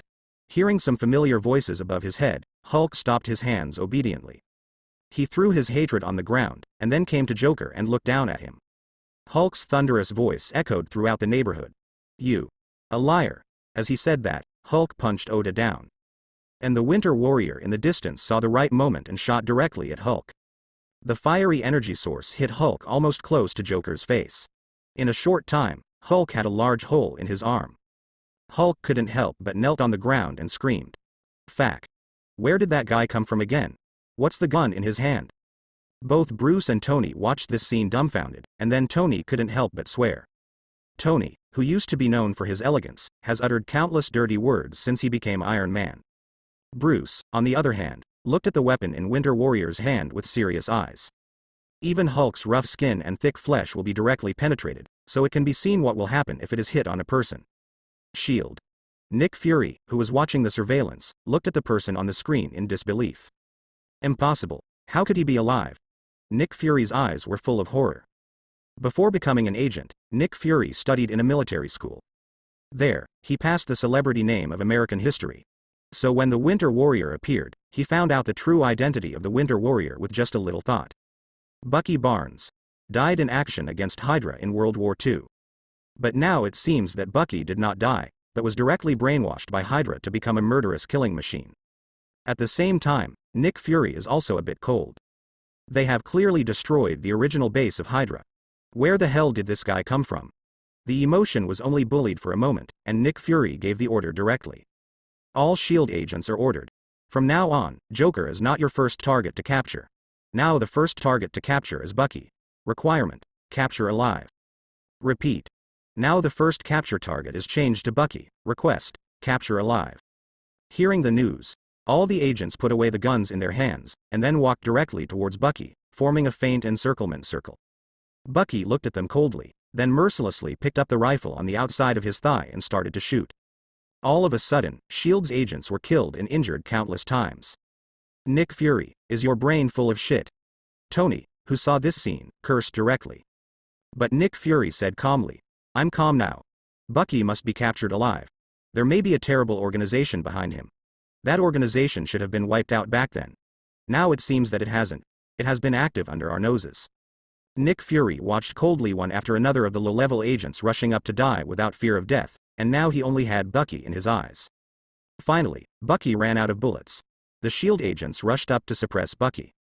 But Bucky knocks them all apart with a straight punch. Because the Green Titan's arm was pierced, the current Green Titan can only fall to the ground and howl in pain. Bruce and Tony glanced at each other, one left and one right. Going forward with hate and Bucky. Bruce came in front of Bucky, and then grabbed Bucky's mechanical arm with a fist, and Bucky took out the energy gun and shot directly. Bruce hastily rolled over to avoid it. Tony, on the other hand, did not dare to get close to the Abomination, so he could only consume the Abomination with energy cannons in the air. All of a sudden, the battle situation was reversed. S.H.I.E.L.D., which had been a sure winner, turned the whole situation upside down because of Nick Fury's order to capture Bucky alive. Joker stood where he was, looking at Hulk, who was writhing in pain on the ground. Suddenly, Beast laughed. It was even loud enough to reach Nick Fury's ears through the headset. "Hate, stop fighting. Get ready to go. There is also Winter Warrior, hurry up and follow." With that said, Joker prepared to leave with disgust and Dr. Lan. Tony in the sky directly hit Joker's feet with an energy cannon. Tony was just about to speak. Suddenly, he only felt a pain in his heart, and then he fell down from midair and hit the ground hard. Tony tightly clutched the position of his arc reactor and took a big gulp of air, as if this would reduce his pain a bit. Bruce's eyes were drawn to him, and he shouted at Joker, "What did you do?" Joker looks innocent, he hasn't done anything yet. Bucky took advantage of Bruce's bewilderment, and kicked Bruce out of the way. Bruce didn't care about continuing to fight Bucky, but came to Tony. So troublesome. Bruce looked at Tony's neck and saw that the signs of poisoning were already serious. He couldn't help cursing secretly, and then he drove the Bat motorcycle and took Tony away from here. Joker laughed loudly, and then directly grabbed the headset of a dead S.H.I.E.L.D. agent and laughed, hee hee. The sound came exactly to the ears of everyone in S.H.I.E.L.D. "It seems like you lost again this time." After speaking, Joker directly took the three of them out of the Brooklyn neighborhood, and then disappeared. Mommy F***K. Nick Fury slammed his fist on the table hard. This time, because of his order, S.H.I.E.L.D. directly lost 50 agents below level 3, which is definitely considered a vitality even for the rich and powerful United States. Big hurt. God knows how much manpower and material resources it takes to train a decent agent. Just when everyone in S.H.I.E.L.D. was silent, a call suddenly came into Hill's cell phone. Hill quickly picked up the phone, and then only said a few words, "Yeah, I see. Okay, I'll tell him." Then hung up the phone. Later, Hill walked up to Nick Fury and handed him the phone. Above is a decision recently discussed by the person above. Nick Fury, because of your wrong decision this time, S.H.I.E.L.D. lost 50 agents. So we have reason to suspect that you are a spy sent by other forces. Now. Immediate suspension pending investigation. Until you clear your name, S.H.I.E.L.D. is run by Hill and Pierce. Seeing this order, Nick Fury collapsed on the seat, then rubbed his brows painfully. Damn fuck. This group of bastards waiting to die, what do they know? Then, Nick Fury handed Hill the keys to his office directly. Then he said, "During the time I'm away, don't act rashly. If you have anything to say, wait for me to come back." After speaking, Nick Fury was directly escorted away by the two soldiers who came in. After Pierce saw that Nick Fury was really taken away, he came to Hill with a smile and held out his hand. "Miss Hill, happy cooperation." Hill snorted coldly, turned around and left the war room without speaking to Pierce. This bitch. Pierce couldn't help cursing secretly. New York Airport. A well-dressed middle-aged man with blonde hair followed two dirty people who looked like they came from a Russian slum and got off the plane. Both of these two people have an arc reactor that exudes a faint blue on their chests, and they are both wrapped in thick coats. These three people are obviously Laika's Luther, Ivan and Old Ivan. Originally, Old Ivan's lifespan had come to an end, but Luther didn't know what method to use to directly revitalize Old Ivan's body. Looking at New York under his feet, Laika's opened his arms excitedly. "Welcome to New York." Bucky followed Joker all the way back to the gate of Hydra's base in Queens. Just as he was about to leave, Joker suddenly stopped him. "Don't worry. It's already here, step in and have a seat." Immediately afterwards, Joker directly pulled Bucky in. "Winter Warrior, where is your Hydra headquarters?" Bucky didn't speak, but stared straight ahead. He has been brainwashed by Hydra for decades, and now there is nothing in his eyes except the mission, completely like a marionette. Joker glances at Bucky. Hydra's base is equipped with a powerful signal jammer, so Bucky will not take any action without the signal. In just a moment, Aran handed a stack of materials to Joker. Above is the biography file of a man named Bucky Barnes.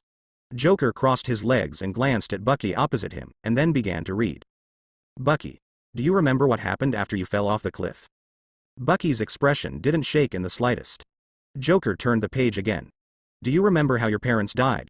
At this moment, Bucky's expression faltered, but soon the struggling look disappeared again. Joker looks at Bucky and strokes his chin. Was it so thoroughly brainwashed? Even the mention of his parents was not enough to make his expression fluctuate. Joker continued to flip through the files in his hand, and suddenly he saw a line of words in the file, so he said loudly, "Bucky, do you remember Steve Rogers? Your best friend?" Sure enough, as soon as Steve Rogers' name appeared, Bucky's expression suddenly became painful. He knelt on the ground holding his head and howling. Seeing this, Joker gave Bucky another twist. Do you remember Captain America? Joker stood up slowly, and then stepped in front of Bucky step by step, staring into Bucky's eyes tightly. After 5 minutes of staring at each other, Joker smiled and stood up. From now on, you are mine. Bucky nodded mechanically. Dr. Lan, who was not far behind Joker, looked at the scene in front of him with a terrified expression, then stuttered and asked, "What did you do to him?" Joker smiled and shook his head. "It's nothing, it's just a simple trick." Then, Joker opened his mouth to explain. Bucky has been brainwashed by Hydra for decades, and there is already a feeling of resistance in his heart, but he is suppressed in the deepest part of his heart. I just used these memories to take the opportunity to brainwash him when his two memories collided. It's a very simple thing, isn't it? Joker let out a piercing laugh, and then gave an order to Bucky. Now, you can leave here, and when you go back, remember to wait for my signal. When you wake up next time, it's time for me to completely control Hydra. Bucky nodded, then got up and left the Queen's base directly. Looking at the terrified Abomination and Dr. Lan, Joker grinned and said, "Don't worry, I won't use this method to deal with you. Moreover, this method is only suitable for people like Bucky who have been severely cleansed. Talents with brains will work. A. Use the person with the deepest memory in them to awaken their memory, and then take the opportunity to brainwash him. Don't you think this process is very interesting?" Ha ha ha ha. A piercing laugh escaped Joker's mouth. Abomination and Dr. Lan looked at each other, and then they were relieved. But there was a trace of fear in the eyes of the two of them looking at Joker. "If you need anything, go and tell Aren yourself. I have a hunch that New York is about to welcome another very interesting guest." After that, Joker entered the training room. Both Abomination and Dr. Lan looked at Aren. "I want a boxing gym. I want some instruments in a laboratory, which can be used for my experiments, and arrange some assistants for me by the way." Aren nodded, and carefully wrote down all the requests of the two of them. In the emergency room of the most advanced hospital in New York, Bruce was anxiously waiting for the result at the door of the emergency room. And Pepper and Happy also rushed over from the Stark group in a hurry. "How is Tony?" Before Pepper could stand still, he asked quickly. Bruce shook his head.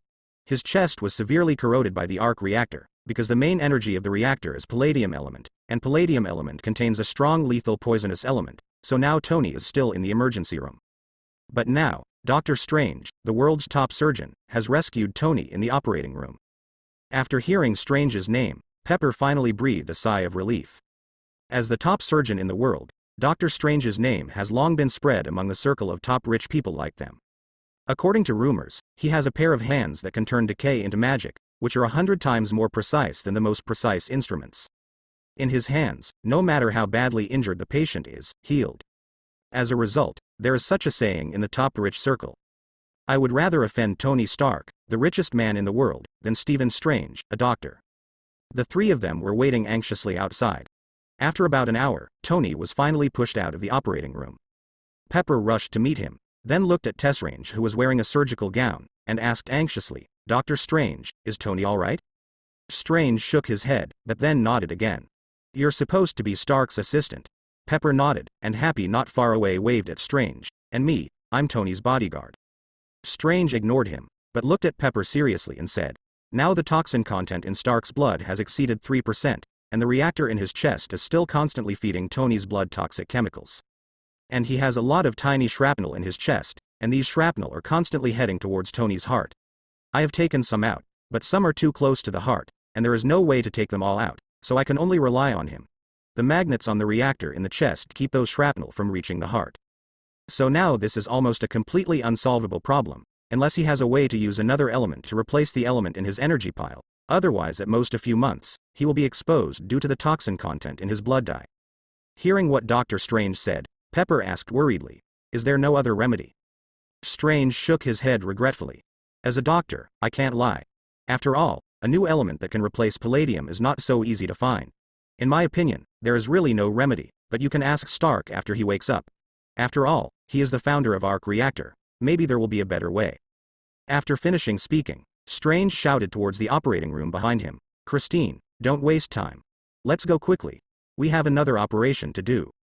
A good-looking girl walked out of the operating room, and he hurried to Strange's side with the sterilized precision instruments in his hands. Strange asked, "When is the appointment for the next surgery?" Christine looked at his watch. You still have half an hour to rest, and the next operation will be in half an hour. Strange shook his head. I want to go home early today, and after the operation on Stark, I feel that I am in a very good condition, so I don't need to rest, just tell them to push him into the operating room. After speaking, Strange bypassed Pepper and left. The three of Bruce came to Tony's ward. At the moment, there were circles of bandages wrapped around Tony's chest, and the arc reactor on his chest glowed with a faint blue light. Under the straps, Black's toxins can still be vaguely seen extending in the subcutaneous tissue. The dose of anesthesia has not yet passed, so Tony has not woken up until now. After another 10 minutes, Tony finally opened his eyes. As soon as he opened his eyes, he saw the dense bandages wrapped around his body and Pepper beside him. Bruce and the man were sitting on the sofa. Don't worry, Pepper, I'm fine. Tony comforted Pepper for a moment, then looked back at Bruce. Bruce, do you know of anything that can replace palladium? Bruce shook his head. The arc reactor on Tony's chest uses the energy generated by a small nuclear explosion caused by gas fusion. In this process, palladium plays an irreplaceable role. According to Bruce's understanding, among all the elements in the periodic table, none of the elements can replace the role of palladium in the arc reactor. Looking at Bruce's answer, Wang Ni was not surprised. Originally, he just had a try. After all, Bruce came from another world. By the way, I want to ask who performed the operation on me. Tony teased, not expecting any sadness. Pepper wiped away a few tears, then choked up and said, the person who performed the operation on you is the top surgeon Strange. He said that if you don't replace the palladium element in your chest with another element, then only lived well for a few months. Tony laughed a few times, and then said, come on, I'm a genius. If God really wants to take me, he should take me now, instead of taking me in a few months. I think 1 month is enough time for me to research new elements. Tony was very optimistic. He stood up from the bed with force, and then said, let's go. Go back to my villa first. Bruce, you can come too. Because I'm afraid I have to concentrate on developing new elements recently, so during this time, Pepper, you help me run the company, and you can be dictatorial over everything. Pepper nodded, then quickly supported Tony, who stood up and walked out slowly. Bruce shrugged and stood up, then followed Tony towards the outside. Happy went to get off at Curry to drive. A group of 4 headed towards Tony's villa. Not long after Tony left, Rode rushed to the hospital from the New York military district in a hurry, and then pushed open the door of Tony's ward. Tony, are you okay? Rode looked at the empty ward in front of him in a daze, shook his head helplessly, and then walked towards Tony's villa. There was supposed to be a joint military exercise today, but suddenly the military exercise went to normal. At that time, a call came in. Someone told him that Tony was seriously injured and hospitalized. So Rhodes directly handed over the military exercise to his subordinates. No. I absolutely disagree with this. You can't do that. Pepper looked at the equity transfer letter handed to him by Tony in a bewilderment and gritted his teeth. Pepper, I've already said it. If you don't have shares in hand, those old guys will definitely embarrass you. And I don't want to concentrate on developing new elements during this time. Tony spoke earnestly. No, Tony, you are really crazy. This is 90% of Stark Group's shares. Pepper disagreed with anything. Seeing Pepper's determined look, Tony smiled wryly, then looked at Bruce and Happy, who were sitting on the sofa watching the show, and said, I said, don't watch the play there, okay? Okay. Come and help me persuade Pepper, too. Looking at Harpy, who was hanging up high and was whistling without looking sideways, Bruce sighed and stood up from the couch. Pepper, just accept it. This won't work, Bruce. Pepper screamed. Bruce, you are Tony's friend, you should persuade him well, he is already explaining. About the funeral, right? Pepper bit her lip and nodded. Then let me ask you a question, Bruce said, would you betray Tony? How is that possible? I was Tony's assistant right out of college. If this is the case, then you can accept these shares. Bruce shrugged. These are just temporarily entrusted to you by Tony for safekeeping. If Tony really develops. If new elements are acquired, Tony can also get these shares back. Bruce paused. But, if Tony does die, at least the shares won't go to those damned politicians, will they? Pepper nodded with red eyes. Then he picked up a pen and signed his name on the last page. Tony quietly gave Bruce a thumbs up. Okay, Happy, take Pepper away. I want to discuss something with Bruce. Pepper and Happy both nodded and left Tony's villa. After the two left, Tony's face finally became serious. To be honest, until now, I have not been sure about the research of new elements. Do you have any ideas? Bruce lowered his head and thought about it carefully. I do know a substance, but it is impossible for your world to exist. Bruce didn't keep a secret, but said the name directly. Kryptonite. Kryptonite can restrain Superman, and there must be a lot of energy stored in it, but that is something unique to our world, so naturally it cannot appear here. Tony smiled wryly. If compared to letting Superman come here, I think it's better for me to die. Looking at the reactor on his chest, Tony's face finally became serious. Bruce, I need your help. Just as Bruce was about to speak, Rhodes broke into Tony's villa directly. Seeing that Tony was fine, Rhodes finally breathed a sigh of relief. Thank goodness. Luckily you're okay. Seeing Rhodes, Tony thought carefully, then his eyes lit up.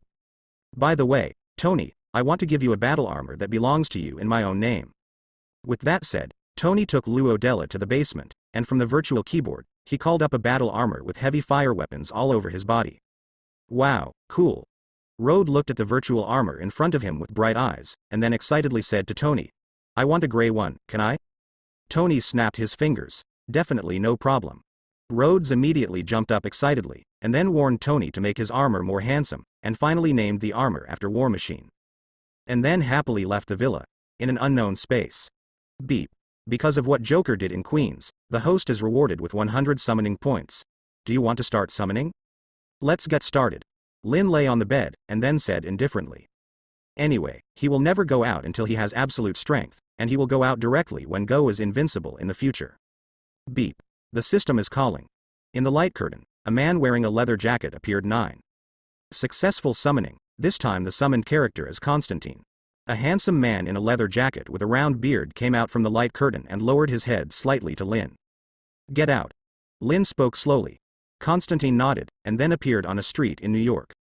It's night now, and Constantine stood on the streets of New York at night, carefully perceiving the magical content in the air.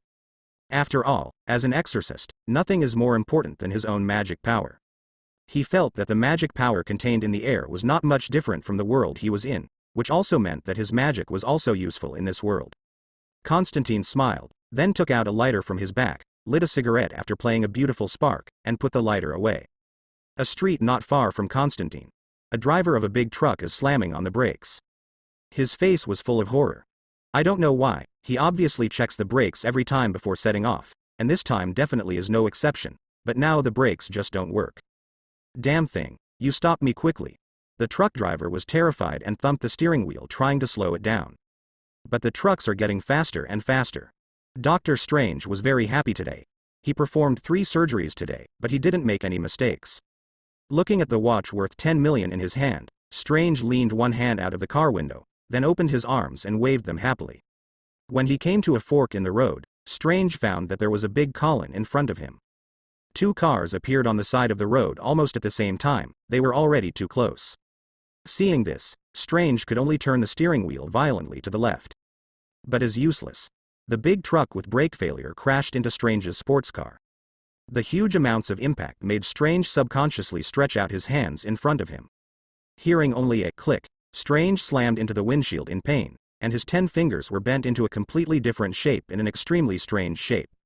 Immediately afterwards, Strange's head hit the windshield fiercely, and he lost consciousness instantly.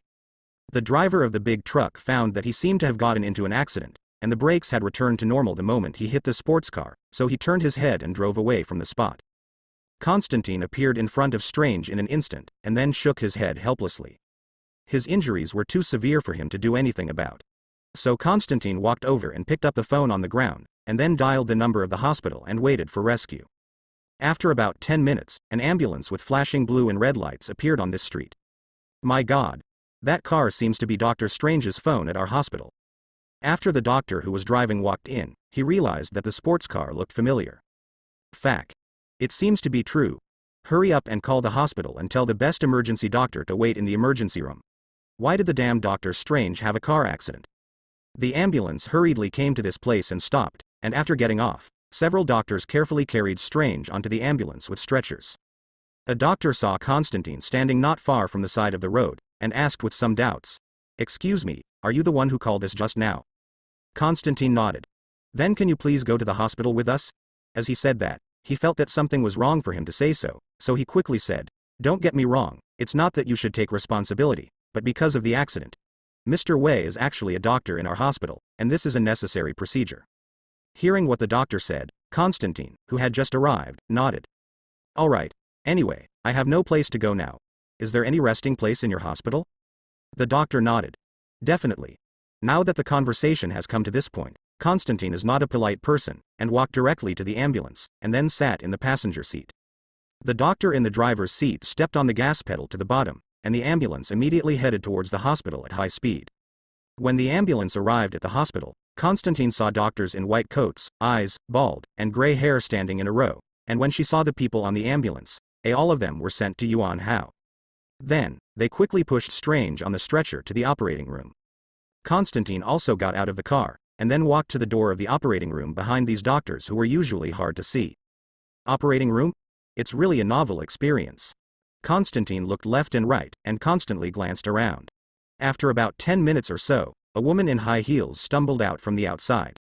It was Strange's assistant Christine. She hurriedly walked outside to the doctors who were not qualified to go in, and asked urgently, "How is Dr. Strange doing now?" The doctor shook his head.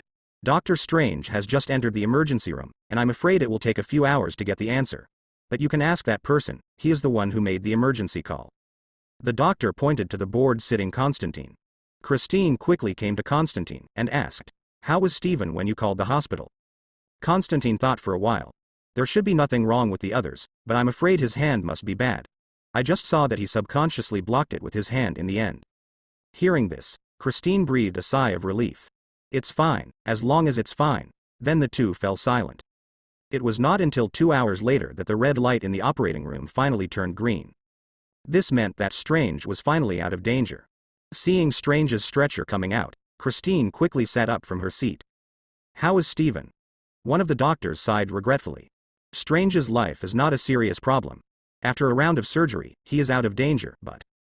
The doctor swallowed, then shook his head helplessly. "But from now on, Strange will probably leave the profession of doctors.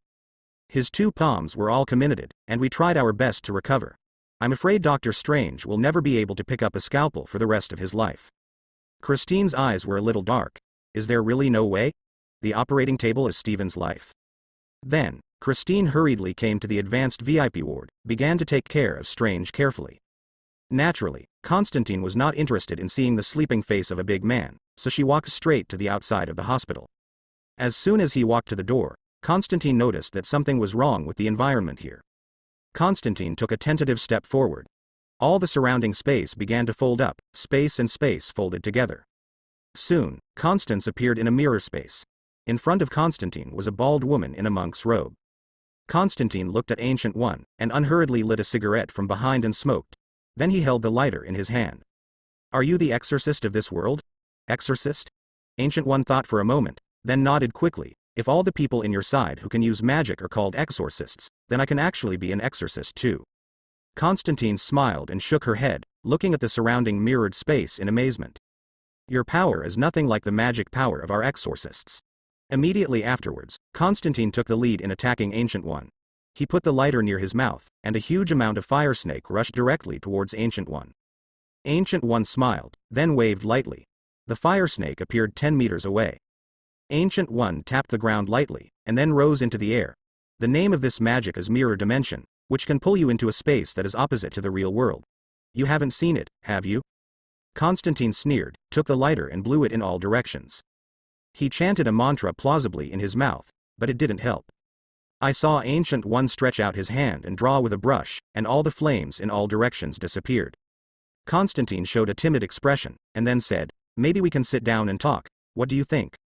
Ancient One smiled. "That's exactly what I mean." Just when Ancient One let down his vigilance, Constantine's face changed suddenly, and then he took out the cross from his chest. A beam of strong light was fired towards Ancient One. Ancient One watched this scene helplessly, waved his hand lightly, and the strong light hit Constantine directly, sending Constantine flying. Immediately afterwards, Ancient One suddenly appeared behind Constantine, and lightly patted Constantine's back. Constantine's soul left his body in an instant. "Damn. What did you do to me?" Constantine panicked. For an exorcist, the most important part of a person is his soul. Now that Constantine's soul was directly knocked out of her body by Ancient One, she naturally felt a deep sense of fear. Ancient One shook his head and showed a slight smile. "I said long ago that I have no malice towards you, it's just that you insist on attacking me. Regarding your soul, maybe you can try to float back by yourself, just like swimming." Constantine hastily slid up her hands and feet, and finally returned to her body with difficulty. With the moment just now, Constantine no longer dared to act rashly. He looked at Ancient One vigilantly, and there was a laser pointer in his hand. If he found something wrong, he would just press the switch of the laser pointer. That bomb in your hand can't hurt me, how about we sit down and talk? Seeing Ancient One's relaxed expression, Constantine couldn't help but nodded. You can ask me some questions, and in return, you should answer some of my questions, okay? Constantine nodded after a moment of silence. But he still said to Ancient One, but don't ask me how I got here, I don't know. Ancient One nodded. The scene in front of the two of them changed drastically, and when Constantine reacted. At that time, the two were already sitting in a tea house. This is tea from the top of the Himalayan snow mountain, you can try it. Constantine nodded, then drank the tea like a cow, and then said, how should I say it? It feels a bit bitter. Is there any beer here? The corner of Ancient One's mouth twitched, but he still nodded. Ancient One waved his hand lightly, and the tea set on the table disappeared. A glass with huge amounts of beer appeared in front of Constantine, which was full of beer. Constantine unceremoniously picked up the beer and began to drink, and soon the glass of beer was drunk. Immediately afterwards, something miraculous happened. I saw that the empty beer bottle in front of Constantine was gradually filled with beer, and then soon became a full tank again. This magic is too cool. Ancient One smiled. If you want to learn, you can come to Kamar Taj. Talk later. Constantine didn't directly refuse. He was really envious of this magic. After all, as long as he learned this magic, he would have a steady stream of constantly beer. Okay. Let's get to the point. Ancient One's expression became serious, and Constantine couldn't help but straighten her body. Constantine pointed to Ancient One and said, are there many powerful mages like you in this world? Ancient One smiled carefully, then shook his head. At least for now in Kamar Taj, there should be no one stronger than me. It's time for you to ask me. Is your world full of exorcists like you? Ancient One asked seriously. Constantine thought about it carefully. I can't answer your question clearly. Why? Ancient One's eyes were fixed on Constantine. The world I live in has several dimensions, heaven, earth, and hell. I just crawled out of hell to become an exorcist. In my world, God. Make a vow with Satan not to affect the world. Well, my next question is, do you have books about demons and spirits in this world? Ancient One was a bit embarrassed, but lying was not in her character. After thinking for a moment, Yintian nodded. There is one. Hearing this sentence, Constantine immediately said, then you'd better protect this book, and send someone to keep it under strict supervision. Although I don't know anything about that book. Interested, but not necessarily if other people cross over. If it was Lucifer, he would have snatched that book. Ancient One nodded. Then, Ancient One stood up. Well, you've passed my test. Wait a minute, I have one last question. Constantine quickly stopped Ancient One. Go ahead. Constantine squinted her eyes, staring at Ancient One closely. Are you people, been eyeing that doctor named Stephen Strange? Ancient One nodded, and did not deny the matter. I can observe the future, and in every future I observe, Strange will worship under my door, and I will ensure that he will not take a detour. Constantine laughed, pissed, as if mocking Ancient One's theory. That's why you planned that big truck to rush at Strange and turn Strange's hands like that. Don't you think it's ridiculous? Ancient One shook his head. These are just necessary measures. With the constant appearance of people like you who don't belong to this world, the future of this world has begun to gradually change. It gradually became blurred. I can only guarantee that what I do is good for the world. Constantine fell silent. He remembered the conversation he had had with God. Talking to Ancient One always feels like talking to God. Do you have no confidence in Strange? Ancient One shook his head. Strange is a proud person. At the same time, he also had a miserable childhood. These two conditions interact with each other, and almost everyone.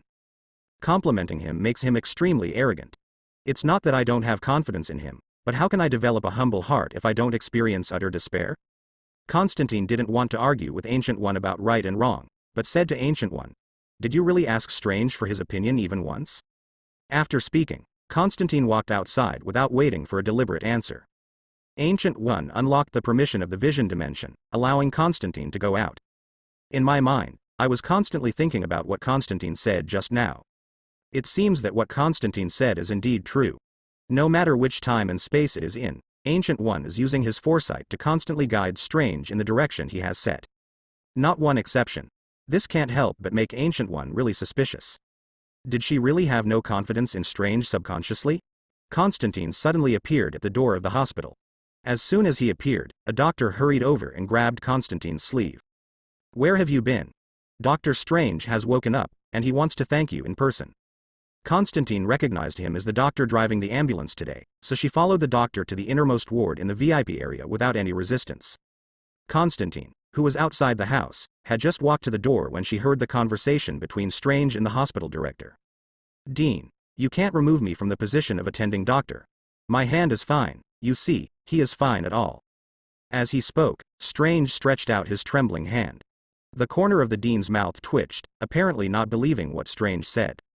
Strange at the moment couldn't care less. He hurriedly said, "I promise, at most 3 months, no, at most 2 months, my hands will be back to normal." The dean smiled helplessly, and then persuaded earnestly, "Stephen, I didn't let you leave the hospital. With your professional knowledge, no matter which hospital in the world there is a top-notch existence, there is no need to hard steel on top of the operating table." Strange still wanted to speak, but suddenly there was a knock on the door. Immediately afterwards, Constantine pushed open the door from the outside and walked in. The dean quickly said, "Stephen, your savior is here, I'll go first." After finishing speaking, the dean quickly opened the door and left the ward. Strange wanted to shake Constantine's hand, but just raised it and put it down. "I heard from the dean that it was you who called the hospital. Thank you." "You're welcome. I don't think anyone who passes by will die."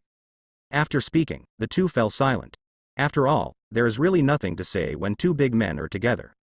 At this moment, the air in front of Strange shattered like a flower in a mirror, and then Ancient One walked out from it. "Nice to meet you, Stephen Strange. You. Who are you?"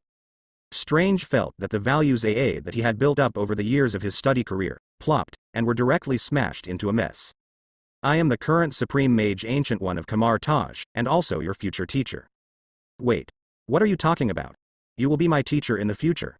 How is this possible?" Strange felt dizzy. Ancient One nodded. "Since you are so powerful, can you cure my hand? No matter how much money you want, I will pay you," Strange said excitedly. Ancient One said in a tone of hatred, "Your future should not be confined to a small hospital, your responsibility is to protect the earth." Strange smiled wryly and raised his violently trembling hands and said, "How can I protect the earth for a useless person like me? My hands that can't even hold a chopstick now?" Ancient One fell silent. But only after a while, Ancient One opened his mouth and said, "To be honest, I was not going to tell you about this, because no matter which future I see, you are following what I set. The line is moving forward.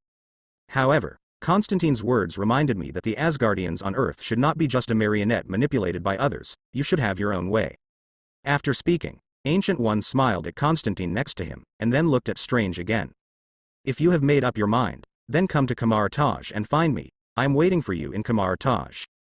After speaking, Ancient One disappeared into the room. Strange turned to Constantine for help.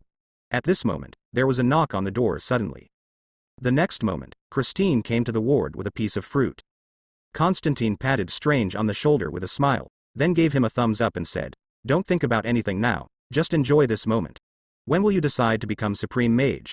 At that time, you basically have nothing to do with your current life." After speaking, Constantine walked directly to the door, not forgetting to nod with Christine. He didn't know why, but he looked at his trembling hands, and at Christine who ran back to the hospital from home to take care of him after receiving the news of his car accident in the middle of the night. He suddenly felt that his restless heart calmed down. After seeing my future path, it seems that whether I have something to do is really not important anymore. "Kamar Taj? Guard the earth?" Strange said to himself. "Lycas, where are you taking us?" Walking on the bustling streets of New York, Ivan suddenly asked. Lycas smiled, and then looked forward. "We've arrived. I saw 4 large characters written in a skyscraper in front of me. Hammer Industry." Lycas shrugged, and then said relaxedly, "Don't you want to seek revenge from the Stark Group? Then it is the best choice for you to come to Hammer Industries. Before the Stark Group closed down the weapons manufacturing department, the bosses of Mo Industry have been suppressed miserably. As long as you show the corresponding value, they will be happy to help you." Both Ivan and Old Ivan nodded. Old Ivan is okay, at least he used to be Howard's partner. But Ivan was different. As a person who had been growing up in a slum, he was immediately stunned when he saw such a scene. "Ivan, the technology in your mind is thousands of times stronger than his." Old Ivan suddenly scolded. "You have the world's top technology in your mind, no matter where you are, you should be the guest of honor."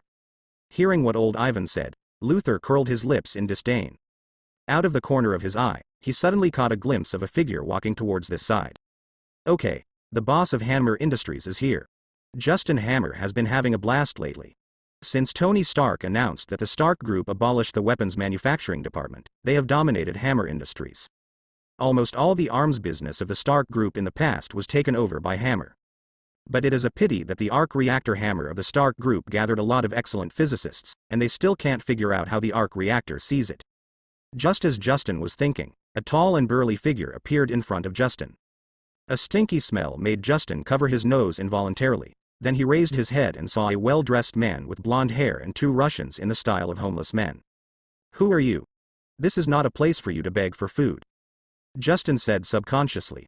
When Ivan heard this, he immediately became angry, and then he was ready to go straight to beat him. But Lycas shook his head and held out his hand to stop Ivan. Justin Hammer, the boss of Hammer Industries. Those who were once suppressed by the Stark Group in the industry can only eat a little leftovers, am I right? This sentence poked Justin's pain. So you brought two homeless people to laugh at me? Justin asked word by word. No, don't get me wrong. Lycas quickly shook his head. I'm here to give you a present. As he spoke, Lycas directly pulled Ivan in front of Justin, then tore off Ivan's clothes, revealing the arc reactor inside. Look at this thing, don't you think it looks familiar?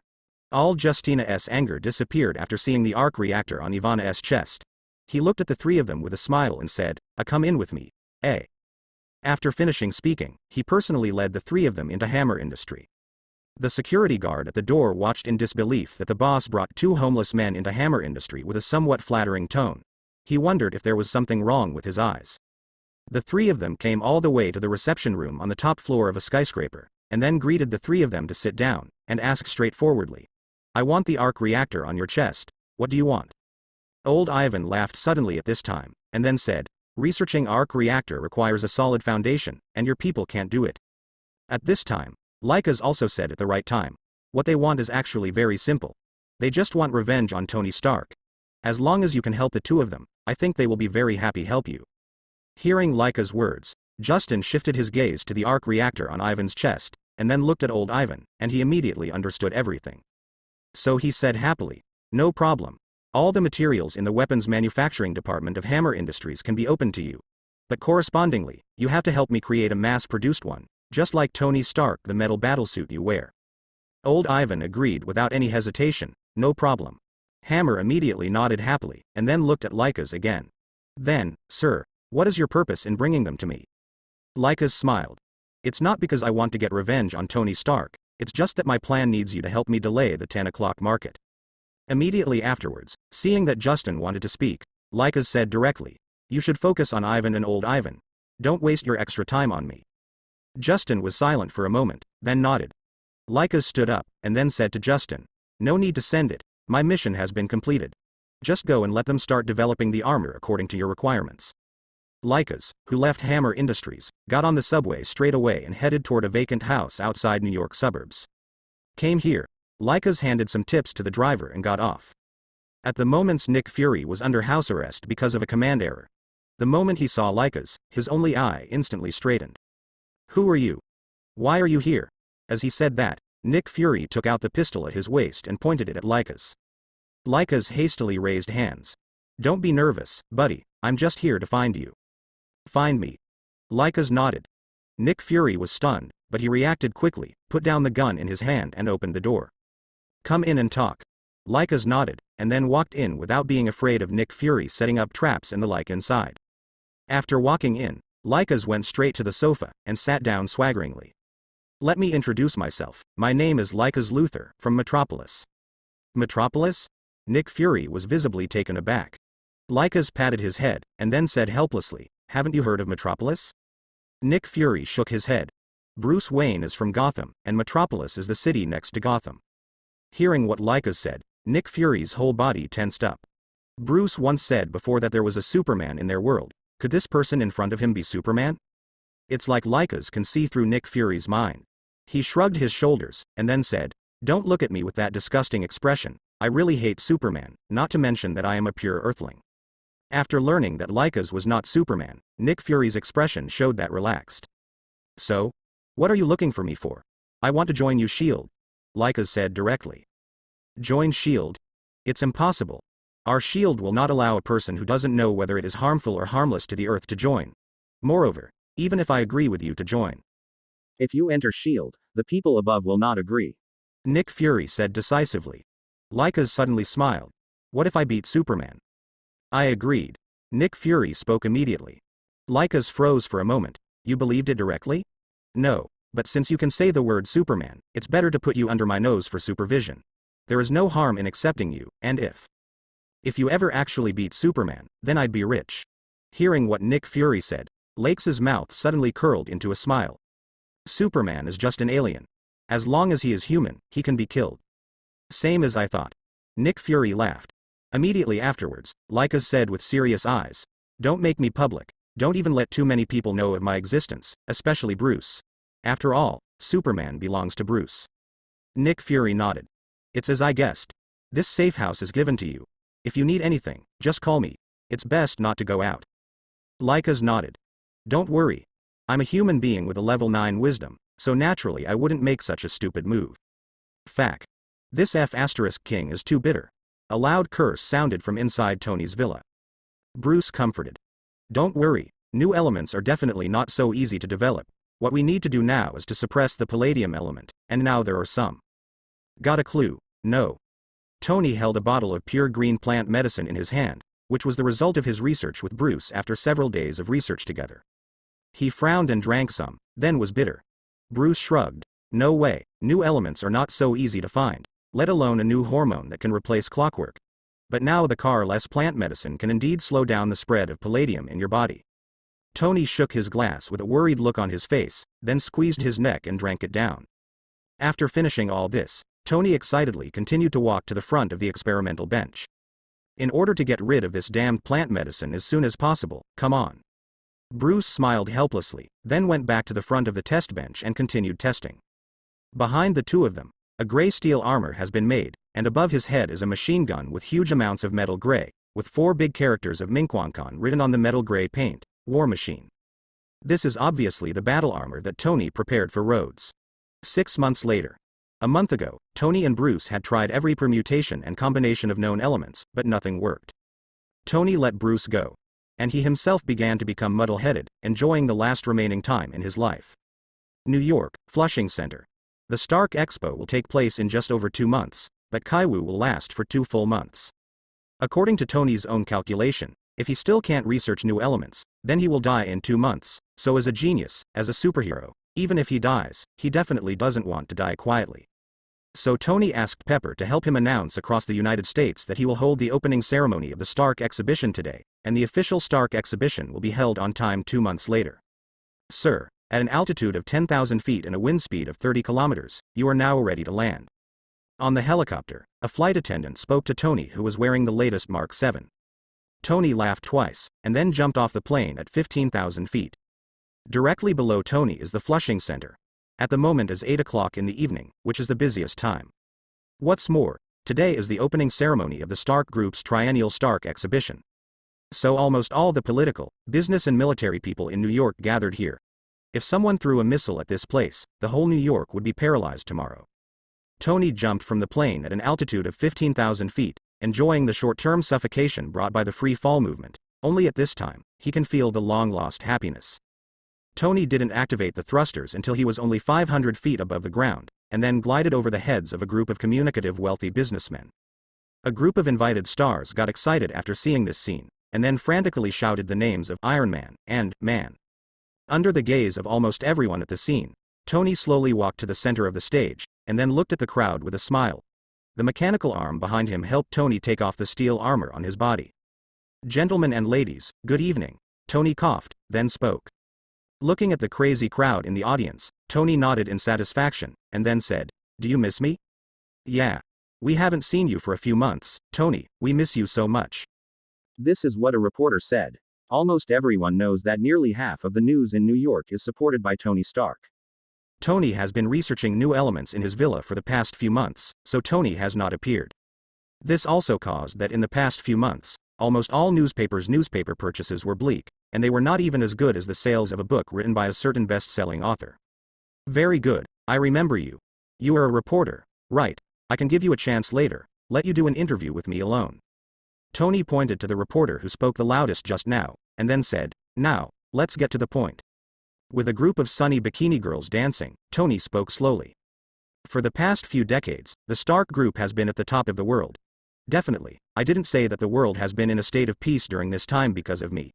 I also didn't say that no one in this world is like me, like a newborn, like a phoenix. I was reborn from Nirvana. I never said that Uncle Sam can lie leisurely on a chair and drink cold afternoon tea because I am always at the peak, and no one dares to challenge me." As soon as this passage was uttered, the atmosphere at the scene reached its peak. Everyone was yelling Tony's name. Tony raised his hand, and the voice immediately dropped down. "What I want to say is that you are welcome to participate in the Stark Group Technology Exhibition. Although today is just an opening ceremony." After speaking, Tony walked towards the audience. And on the big screen, Tenny's father Jai Dawa Shi Stark appeared. Technology can achieve everything: a healthier body, a better life. Tony came to the toilet, and then took out what looked like an MP3 from a long time ago and put it on the palm of his hand. With a drop of blood slowly flowing from his thumb, Tony lowered his head weakly. I saw the MP3 style screen read, "Palladium content in blood, 30%. With the constant increase in the palladium content in the blood, the speed of Tony's poisoning also began to increase. In the first 4 months, Tony's blood pressure only increased by about 15%, but this month, it has fully increased by the sum of the previous 4 months.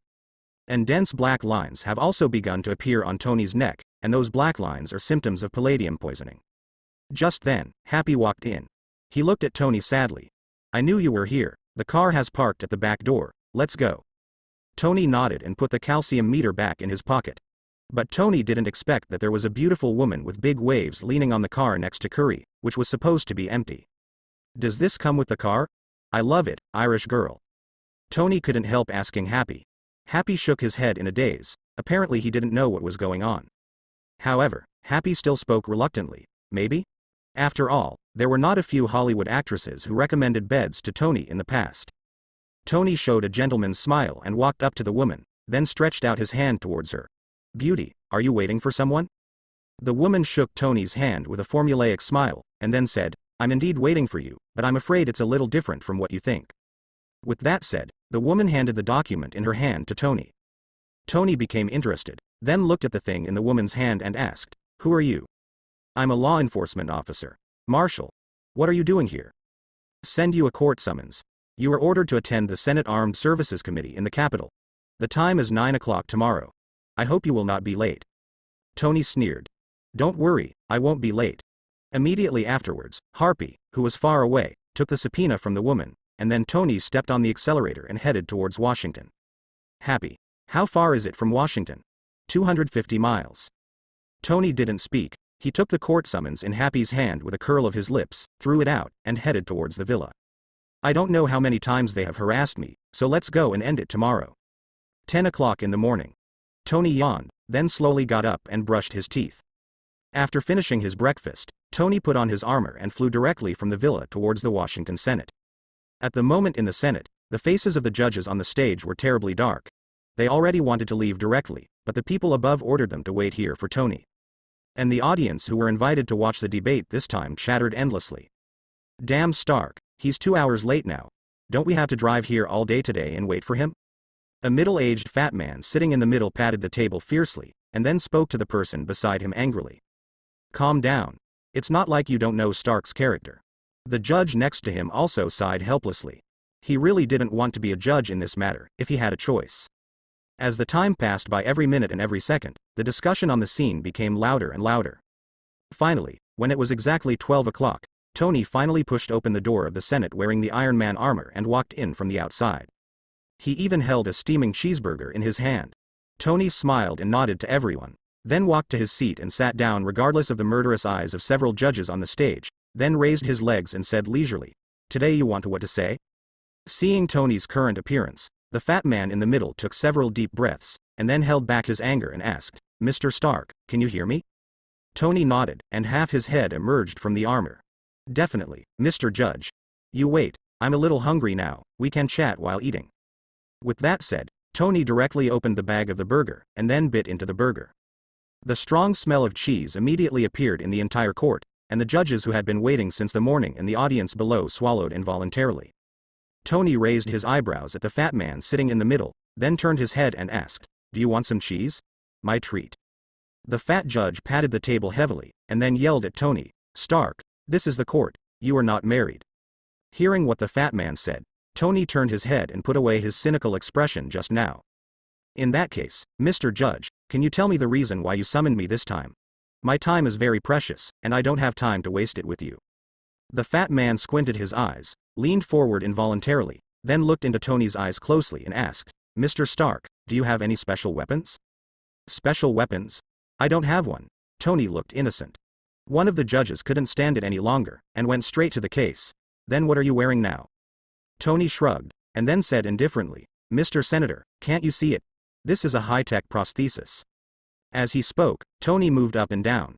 The fat judge couldn't help but also said, "I think Mr. Stark, you should hand over Iron Man as a weapon to the United States." "Don't even think about it." Tony interrupted him directly. "Iron armor and I are one, I am Iron Man. If you want me to hand over Iron Man, then it means handing over myself." The fat man smiled, and then said, "What you said is not an excuse. I invited a weapon expert known all over the world to explain it to us." Then, Justin stood up from the stands and sat down next to Tony. Tony, pissed, let out a laugh. "What are you laughing at?" the fat man asked. Tony didn't speak, but took out a signal jammer and started to control the big screen. With the help of Jarvis, Tony directly hacked the TV, and there were things on the TV half a year ago. "This was half a year ago, the robot weapon of Hammer Industries, maybe you can take a look." I saw that the tattered robots couldn't even hold their guns steadily, and they wobbled and fell to the ground, breaking their parts into a pile. With all due respect, if you invite Mr. Hammer to be a weapon expert, you might as well just find a kid who is in kindergarten on the side of the road. Maybe he will be more professional than Hammer. The people watching under the stage suddenly let out a roar of laughter. But Justin was not moved at all. Tony looked at Justin, who was as steady as Mount Tai, and suddenly had a bad premonition in his heart. Sure enough, this premonition became reality the next moment. I saw Justin smiling, and then took out a round object from his pocket. Everyone looked carefully, and found that this thing was exactly the same as the arc reactor on Tony's chest. Tony's eyes widened, watching the scene before him in disbelief. "Where are you from?" Justin didn't answer Tony's question, but held his arc reactor up high. "Through the continuous efforts of our company's scientific researchers, we have finally developed the arc reactor recently. Soon, we will also create a battle armor like Tony." Tony's face was gloomy and terrifying. He couldn't believe the scene in front of him at all. His first reaction was that the mecha he had given to Rhodes was given to Hammer Industrial Research by him. Tony's face was gloomy. He didn't say anything, and then he directly started the thrusters and left the Senate, and then came to the New York Military District. "Rod, get out." After arriving at the New York Military District, Tony shouted directly in midair. The soldiers on the ground gathered more and more, and Rhodes only received the news at this time and ran out belatedly. "Damn it. Tony, what are you doing? This is a military zone, come down quickly," Rhodes said anxiously. Seeing the Lord's appearance, Tony flew down from midair, stopped in front of Rhodes and asked coldly, "What's the matter with Hammer's arc reactor?" "Who?" Rhodes didn't react for a while. Tony gritted his teeth and said, "Justin Hammer, the owner of Hammer Industries." Rhodes suddenly became surprised, and his tone couldn't help being a little higher. "What did you say?" Rhodes at the moment also realized the seriousness of the matter, and quickly said to the soldiers behind him, "Now, everyone goes back to training, are you all free?" The lieutenant colonel's words were still very useful, and the soldiers immediately dispersed. Rhodes said at this time, "Believe it or not, the armor you gave me has been kept in the basement of my house, and I can show you to see it." Tony nodded. The matter of arc reactor is too important, so it must be treated with caution. So the two directly took a car and headed towards Rhodes' house. The two opened the door straight away, and they saw a dusty gray battle armor placed in the corner of the basement. Seeing this scene, Tony breathed a sigh of relief. At least his good brother Rhodes didn't betray him. "Sorry, Rod." Rhodes waved his hand. "This weapon is of great significance, I definitely know it." Tony frowned in thought. Since it's not Rhodes, where did Justin get the arc energy pile? "Has Hammer Industries cooperated with your military?" Tony asked. Rhodes shook his head. "As far as I know, not at all. However, Hammer Industry has received a lot less orders for weapons recently." Tony nodded. "It seems that the problem should be within Hammer Industries. I'll go to Bruce to ask about the situation and see if they know." Rhodes nodded, and then said, "Then I will go back to the military area to find out the news. If there is any news, I will call you directly. Tony nodded, and then left Rhodes' house directly towards the Wayne Group in the suburbs of New York. In just 1 year, the Wayne Group has grown into a behemoth. He has almost monopolized nearly 70% of aerospace orders, 10% of medical and other industries with a small proportion. Now everyone in the United States knows that Wayne Group is an all-round company. As long as you put forward your own requirements, he can make corresponding things for you. When Tony arrived at the door of the Wayne Group, Alfred was waiting there.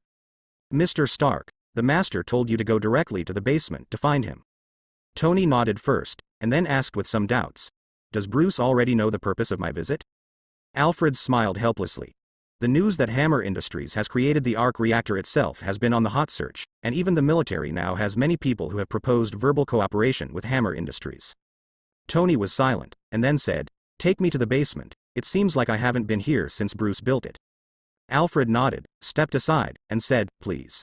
After Tony, led by Alfred, came to Bruce's basement that had been fully built. Even Tony couldn't help but swear. Fact. How did Bruce make the basement look like this? In front of Tony, there was an iron gate with huge amounts of it. At the moment the iron gate was half open, and in the middle was a sign with huge amounts of bat. This basement is more than 10,000 square meters, and it is still empty. Tony couldn't help walking in, and finally saw Bruce who was exercising with 2 huge amounts of iron chains on his back at the moment. Tony stopped in front of Bruce, and then said, I thought you liked to play so much, and this place should look like mine, but I didn't expect you to secretly build a bat cave, and it's oversized kind of. Bruce jumped off the horizontal bar, and then threw the 2 30-kilogram iron chains on his body to the ground. Actually, I still like this style.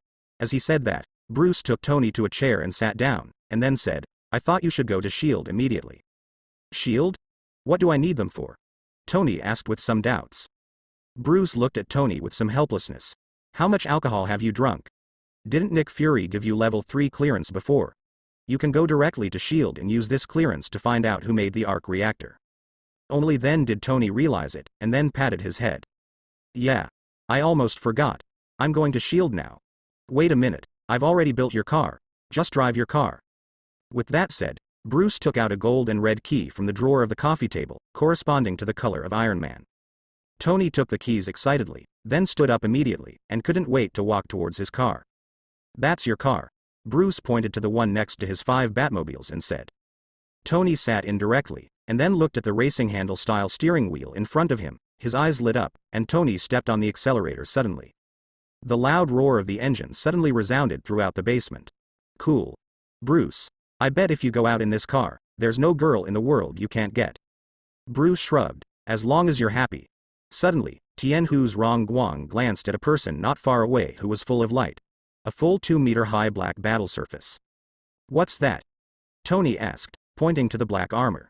Bruce shrugged. Anti-Hulk armor. Anti-Hulk armor.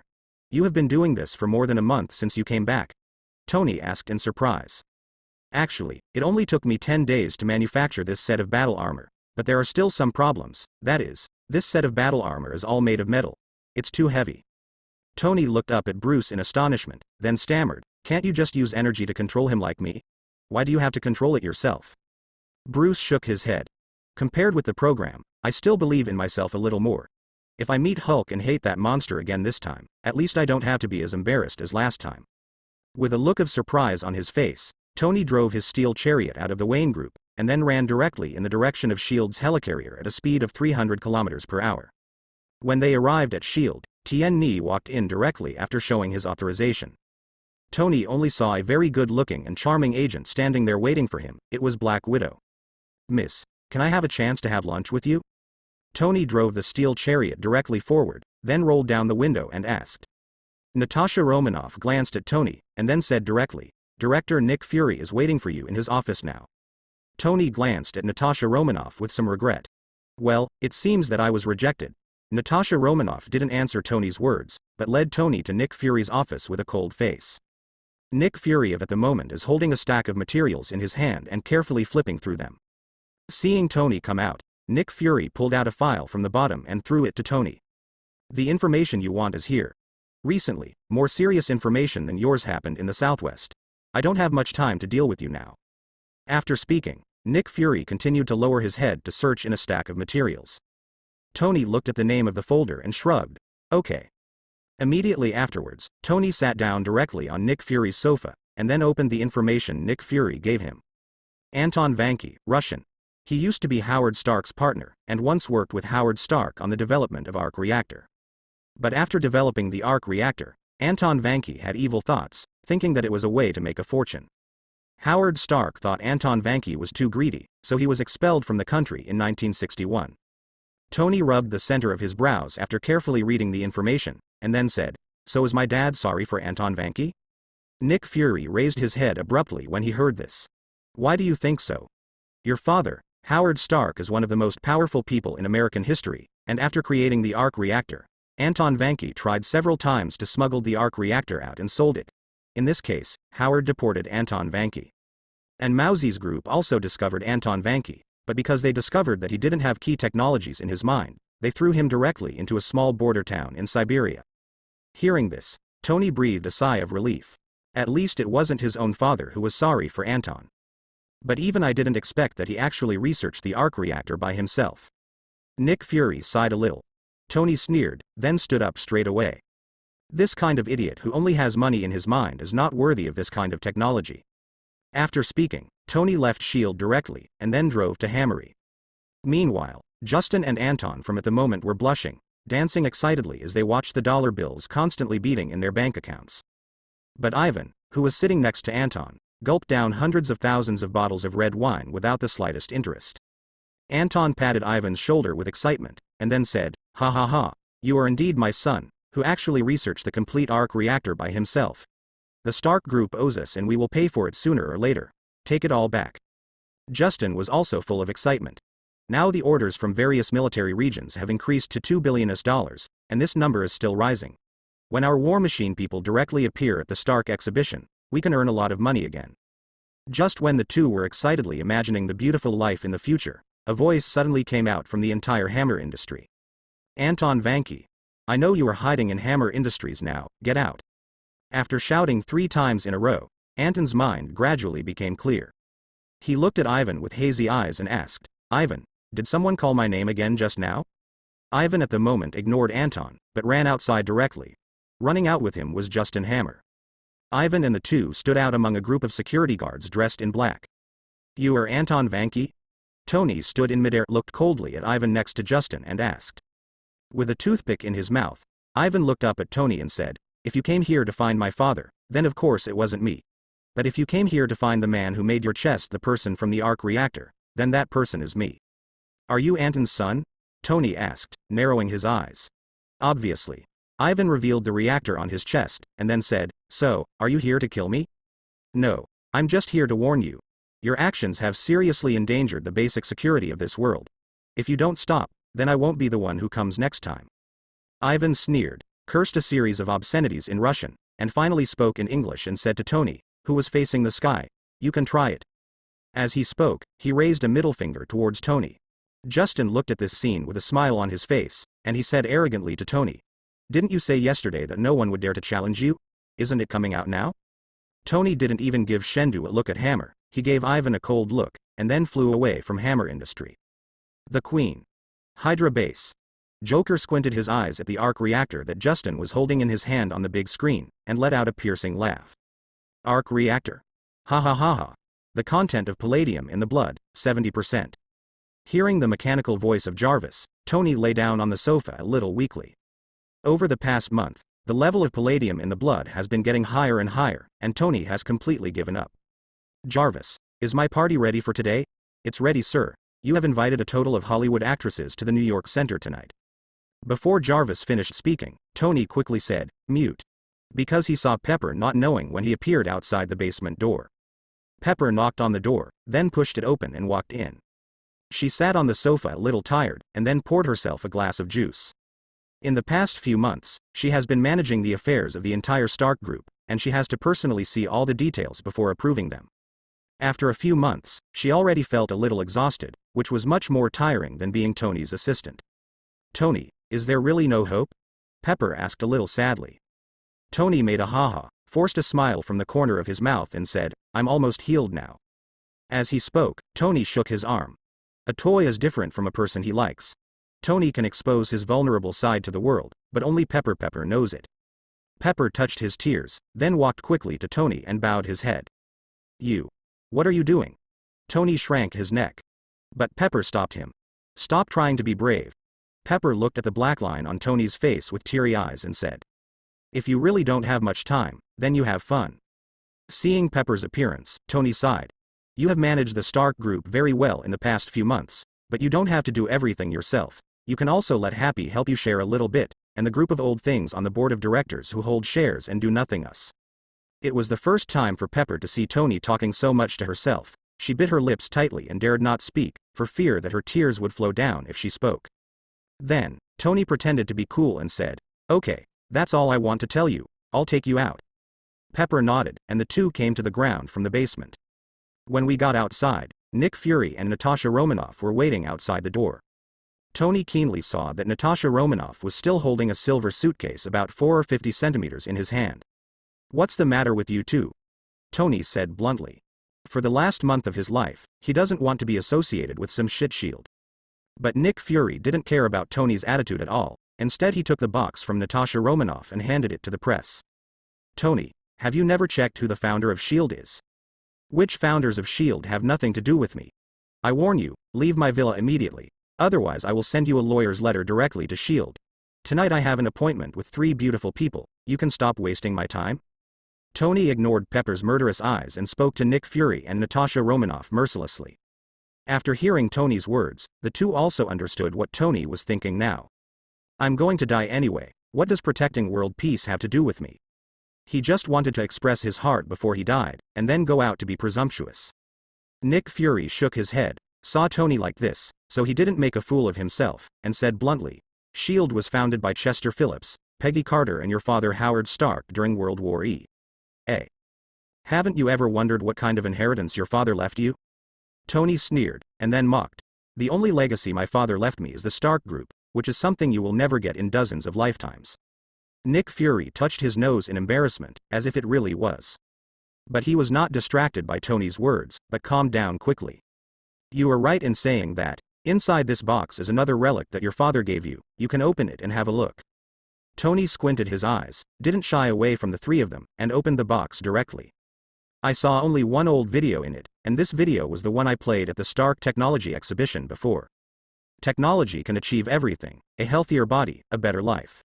The opening line was exactly the same as the previous video. Tony squinted and continued to look down, even though he had watched this video countless times. Here, I would like to introduce to you what I imagine the future city will look like. Immediately afterwards, a city planning map appeared behind Tony. Just when Howard was about to continue talking, Lil Tony suddenly ran into the mirror, and then picked up a model. Different. Tony watched the video more intently. Tony, put that thing back in place. Howard finally breathed a sigh of relief after seeing little Tony put the things back in place, and then continued to introduce. The things in the back were pretty much the same as the ones he had put in the flushing center before, and Wani just closed the suitcase. Jarvis, make a copy of the video just now, and contact Bruce by the way. I really want to see what is the legacy my father left me. Go slow, don't give it away. Tony waved his hand, then left the suitcase behind. Pepper, Fury, and Natasha Romanoff were stunned. In the end, Pepper laughed and said, Tony must have found something in the video, let me send you out. Nick Fury took a deep look into the villa, and then secretly thought, Tony, don't let me down. Asterisk asterisk asterisk asterisk boom boom boom. There was a knock on the door of the villa. Tony hurried over and opened the door. Bruce, do me a favor. This guy Nick Fury gave me something. He said it's my father left me. I want to see what my father left me before I die. As soon as the door was opened, before Bruce could speak, Tony couldn't wait to speak. He was really curious about what his father had left for him, and why he kept it so secretive. And his time is running out. If someone as talented as Bruce joins in, maybe the 2 of them can solve the puzzles in the video faster. Bruce nodded, and sat down with Tony to analyze the video. This is something your father left you, and it's been decades ago. You didn't see what it was the first time. Tony shook his head helplessly. Maybe it will be a few years before I can completely surpass my father, or who knows if I will die in a month. I don't want to leave regrets for myself. At this moment, the mechanical voice of Jarvis rang out. Sir, you have made an appointment for dinner with 3 Hollywood actresses tonight. Do you need me to help you cancel it? Release it. Tell them that there is something to do today, and make an appointment next time. Bruce looked at Tony with a half smile, and finally he could only say, you're really playing. Siberia. There is a Hydra base here, and it is also where Bucky, one of the winter warriors made by Hydra, is frozen. A tracker was installed in Bucky's body by Joker's people, and by the time Bucky returned to the freezer, Joker in New York had already learned about it. Joker looked at the position where the signal tracker in his hand had stopped, and then said, Siberia. Hate, you and Eren bring some agents and I go here to have a look. I'm curious, it has existed since the last century what the base looks like. The Loathing's fanged head nodded, then glanced at Eren. Eren was terrified of being stared at, and hurriedly left to call someone. Immediately afterwards, Eren reported to Pierce who was far away in S.H.I.E.L.D., and then returned to the office. Hydra's special plane is ready, shall we leave now? Eren asked with his head down. Definitely. Joker said with a smile, taking a sip of scarlet red wine in his hand. This kind of thing should be sooner rather than later. If it is normal, it's fine. But now, some big things will happen in New York during this time, and I don't want to let myself miss this kind of game. Otherwise, I will regret it for the rest of my life.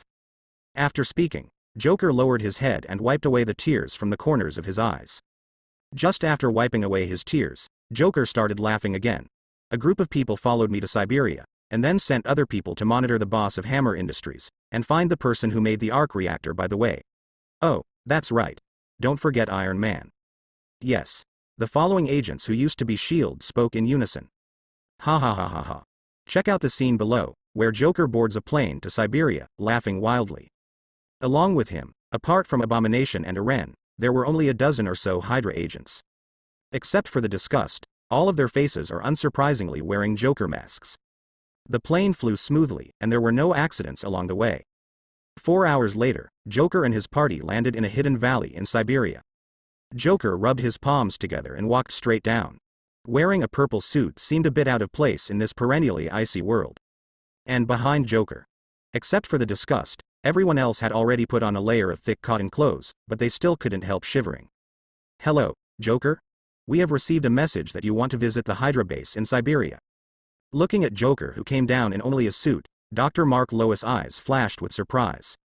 You know, Siberia is always below -30 degrees all year round, and Shaoshan is exposed to the king of wind and snow like this.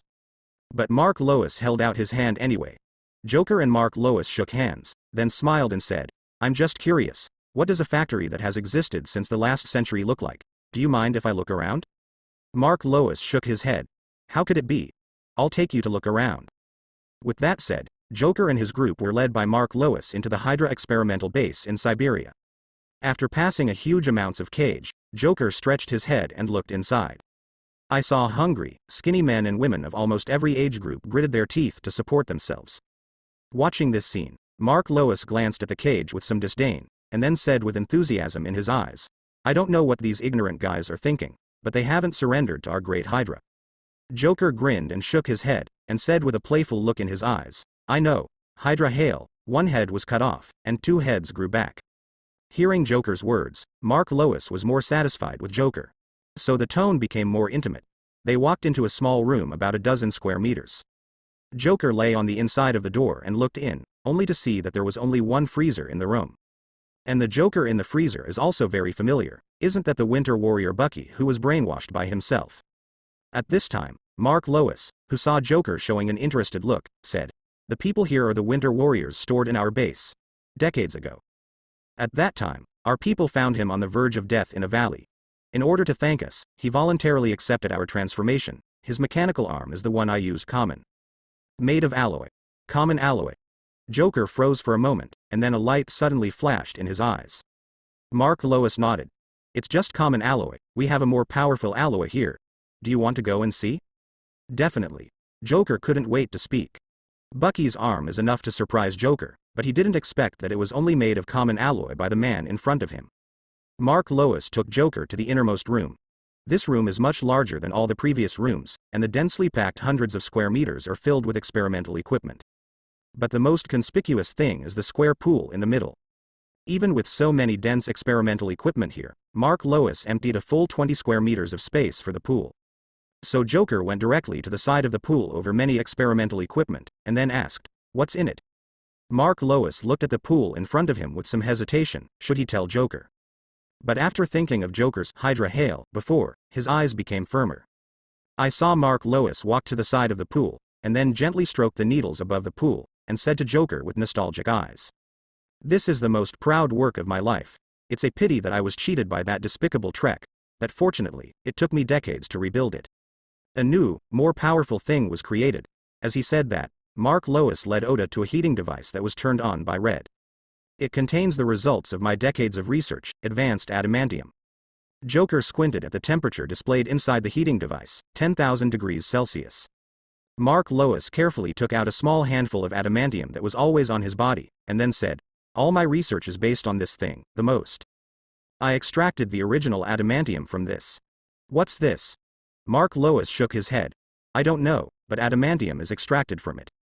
Joker nodded, pretending not to care, and continued to look at the heating device. "You said it's advanced adamantium. According to what you said, should there be primary adamantium and intermediate adamantium?" "Those are just knockouts," Mark Lois said through gritted teeth. "I once raised Trek as my heir, but I didn't expect that just after I researched the primary adamantium, that guy couldn't wait to betray me. And I heard that that guy injected all of my adamantium into the body of a mutant. I wish I could kill him with my own hands." Mark Lois looks like a madman, his eyes are full of murderous intent towards that person named Trek.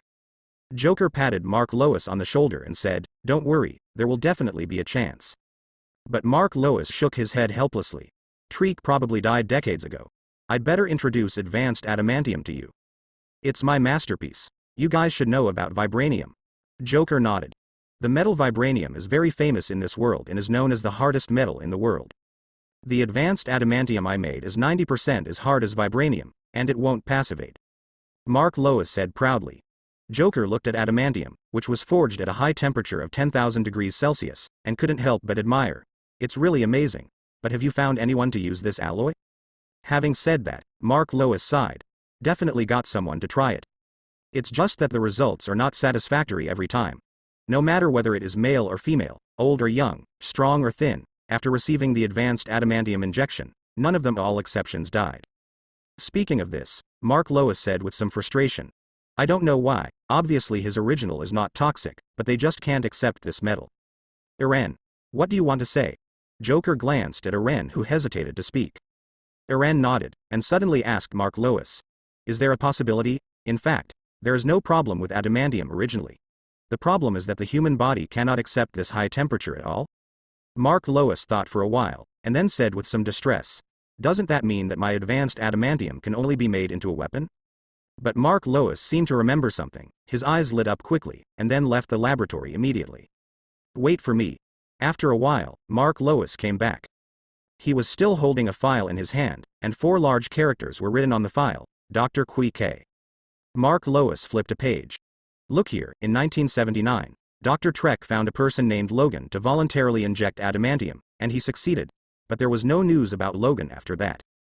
Joker took the file and looked at it carefully. Most of the above things are related to Trek. Through the content of Mark Lois, Joker sees a cunning and treacherous image. Then he squinted his eyes and asked, "Have you really seen Trek's body?" Mark Lois nodded. "His body was buried with my help. I can take you there." Joker burst out laughing. "Let's go and see. I've finished all the things I want to see. I just went to see what Trek's grave looks like." Mark Lois took Joker and his party to what he said was Trek's grave. This is also the territory belonging to Hydra.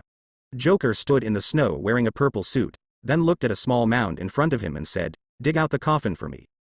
No one stopped. In the deep pit, a huge amounts of coffins soon appeared in front of everyone. "After all these years, have you opened the coffin to see it?" Mark Lois shook his head. Joker suddenly sneered, and then said, "It seems that you have no reason to live in the 3 caves of the cunning rabbit." With that said, Joker turned his head to look at the Abomination and said, "Open it for me. I want to see if the person inside is Dr. Trek." Hatred nodded, then took a step forward and knocked the coffin over on the ground. Under the action of huge amounts of impact, the coffin was instantly torn apart. The body inside was also exposed. This is a somewhat fat middle-aged man. There was a long scratch on the neck, and his face was blue. Mark Lois's complexion suddenly turned ugly, and he couldn't help but wailed, "This is not Trek. This is not Trek. That fellow Trek lied to me." Joker ignored Mark Lois, but stopped in front of the man. Joker's eyes are sharp. He could clearly see that the moment the corpse came into contact with the air, the scars on the neck began to self-heal in an instant. Not only that, but even his face, which had turned purple due to the lack of air in the coffin, gradually began to turn rosy. The corpse's eyes jumped suddenly, and then the sound of heavy breathing suddenly began to sound. Boom boom boom. The sound of breathing became heavier and heavier, causing everyone present to cast their eyes directly on the corpse. Suddenly, the corpse jerked its eyes open, then stood up and shouted loudly, "Give me adamantium injection." The nails of the corpse instantly grew longer, looking like wolf claws. Huh. What is this place? The corpse squinted and saw the Joker and the Abomination behind him at a glance. As for the others, they were directly ignored. Joker suddenly laughed maniacally, and then mocked. "Isn't this the Dr. Trek you've been thinking about? How about it? Do you still know him?" Mark Lois looked ashamed, as if he couldn't believe that this lie had fooled him for decades. After mocking Mark Lois, Joker went straight to the corpse, and said, "Do you remember when you were put into this coffin?" Corpse nodded, although he didn't know what the situation was now, but the Abomination behind Joker gave him a very dangerous feeling. So, Corpse decides to answer Joker's question first. Should be 1979. "What's your name?" "Victor Creed, my nickname is Saber-tooth." Joker nodded heavily, and then opened his arms recklessly. "Saber-tooth, welcome to the 21st century. The first thing you said just now was to inject you with adamantium?" Victor nodded, his eyes full of hatred. "My younger brother Logan was injected with adamantium by Dr. Trek, and all the bones in his body were replaced with adamantium. I could beat my brother before, but since Logan was injected with adamantium, I am no longer his opponent." As he spoke, Victor stretched out his hand, and 5 bone claws slowly emerged from Victor's hand. "It's been so many years now, your brother is probably dead long ago." Joker spoke. Victor shook his head. "My brother and I will not die. I have been born since 1810. My brother was born in 1832. At that time, my brother killed his own father and then fled the hometown, and I depend on each other for life." 1810? That's an ancient time. Joker's laughter resounded throughout the valley. "Victor, are you interested in joining me?" Victor nodded without any hesitation.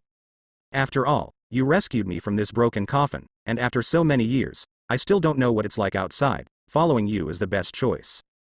Joker nodded, and then said to Mark Lois, who was still collapsing, "Drive."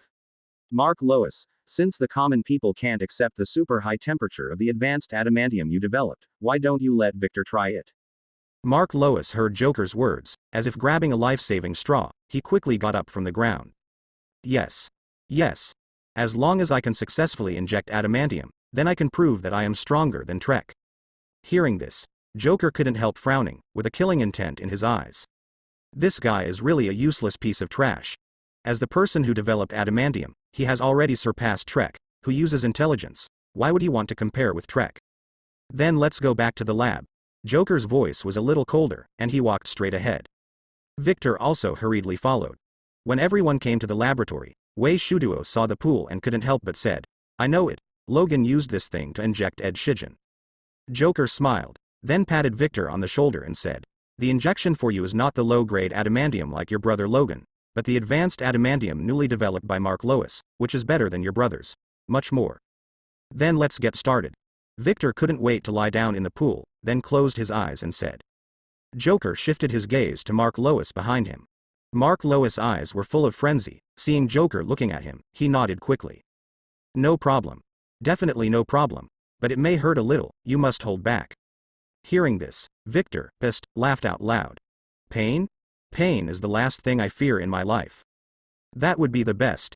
If that's the case, then I'll just transform your whole body into adamantium." Mark Lois' eyes flashed a cunning. "Bring it on." Mark Lois directly used the special gloves to take out all the advanced adamantium that he had heated in the heating device, and a no or nothing decision flashed in his eyes. The moment he heard that Trek was not only not dead, but had lied to him for decades, he completely broke down. Mark Lois directly poured all the advanced adamantium in the container onto the syringe instrument. As the 10,000-degree high-temperature adamantium pierced into Victor's bone marrow from every needle in his body, Victor directly let out huge amounts of roars. "Ah! I saw that the originally cold water in the pool suddenly became boiling. The cooked meat on Victor's body was constantly getting cooked, and then turned back to raw meat. Even the bones on his body are constantly festering. The original bones are constantly turned into ashes, then reborn, and then turned into ashes again." After waiting for about half an hour, all the adamantium was finally injected into Victor's body. The originally boiling pool water also gradually cooled down. Victor opened his eyes suddenly, then directly tore off the instruments on his body and stood up from the pool. 10 silver and white bone claws grew instantly on the 10 fingers. Victor's original bone claws were already very long, but now the bone claws made of adamantium were even longer than before. Joker nodded in satisfaction. Good. And Dr. Mark Lois saw that his experiment was finally successful, and couldn't help crying with joy. He kept muttering in his mouth, "Great. It's really great. I finally succeeded. Trek, you will never be as good as me." Yes. He will never be as good as you. Victor opened his hands, and 10 sharp bone claws appeared on his fingertips instantly. Victor walked towards Mark Lois with a smile, and he didn't forget to glance at Joker. Seeing Joker nod, he dared to act recklessly. "You. What do you want to do?" Dr. Mark Lois clearly sensed that Victor, with the killing intent on his body, he couldn't help being frightened by the killing intent and knelt down on the ground, then quickly moved towards the back position. "I warn you, I am from Hydra. If you kill me, Hydra will not let you go." But Victor ignored it and walked straight towards Mark Lois. "You created Adamantium, and you created me. I feel more powerful than ever, but I don't want a second me, To prevent this from happening, the only way is to ask you to die first." After finishing speaking, Victor directly cut Mark Lois's neck with his bone claws. Mark Lois clutched his bleeding neck weakly and fell to the ground. He didn't know until he died why he dared to do something to himself when Joker was beside him. "Victor, you come out with Mark Lois' body, we have one last thing to do now." With that said, Joker lost his way outside the laboratory. Joker brought everyone from Hydra to the brainwashing room. He opened the door and walked in, took Mark Lois's body from Victor's hand and threw it over. When everyone in the brainwashing room saw Mark Lois, it was like seeing some delicious food. Within a few minutes, Mark Lois' body also disappeared. Eren behind him suddenly shouted, "Joker hail! Joker hail! Joker hail!" All of a sudden, the entire Hydra base in Siberia was shaken. As soon as Joker waved his hand, everyone stopped. Joker let out a piercing laugh, and then said to the people below like a king, "From today onwards, you will train in this Hydra base. When I need you, you will show up again. Do you hear me clearly?" Everyone in the audience quickly shouted loudly, "Listen clearly." Joker nodded in satisfaction, and then said, "Eren, I will leave the Hydra base here to you, don't let me down. Next time, I hope to see a group of someone comparable to S.H.I.E.L.D. agent appears." "Yes." Joker nodded in satisfaction, and then said to Abomination and Victor behind him, "Let's go. It's time to go back to New York after being out for so long." New York. History Stark Villa. Tony and Bruce are wearing a vest at the moment, holding a few pipes all made of metal in their hands. They punched a big hole in Tony's basement. After 10 full days of discussion between the two, it was finally determined what the inheritance Tony's father left Tony was. A truly new element. After the simulation by Jarvis, they found that this new element can completely replace the palladium element on Tony's chest, which made Tony full of enthusiasm. The two of them worked for another 5 days, that is, today, they finally finished the quantum collision channel. Bruce controlled the switch in his hand, then said to Tony with a serious face, "Let's get started." Tony nodded, and pressed the switch in his hand without any hesitation. The two light beams came into contact from the directions of both ends at an extremely fast speed, and then collided together. A huge amount of white-blue light spewed out from the quantum tube, and then expanded. He only heard the sound of "Zila Zila" in the pipe. Tony's eyes widened, and he quickly said to Bruce, who was controlling the direction, "It's now, hurry up."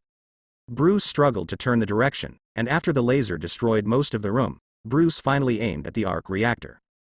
In an instant, the new energy was directly locked in the arc reactor, emitting a blue light. Tony looked at the small triangle in his hand, then placed it directly on his chest. The black line of palladium poisoning that had spread over his head disappeared in an instant.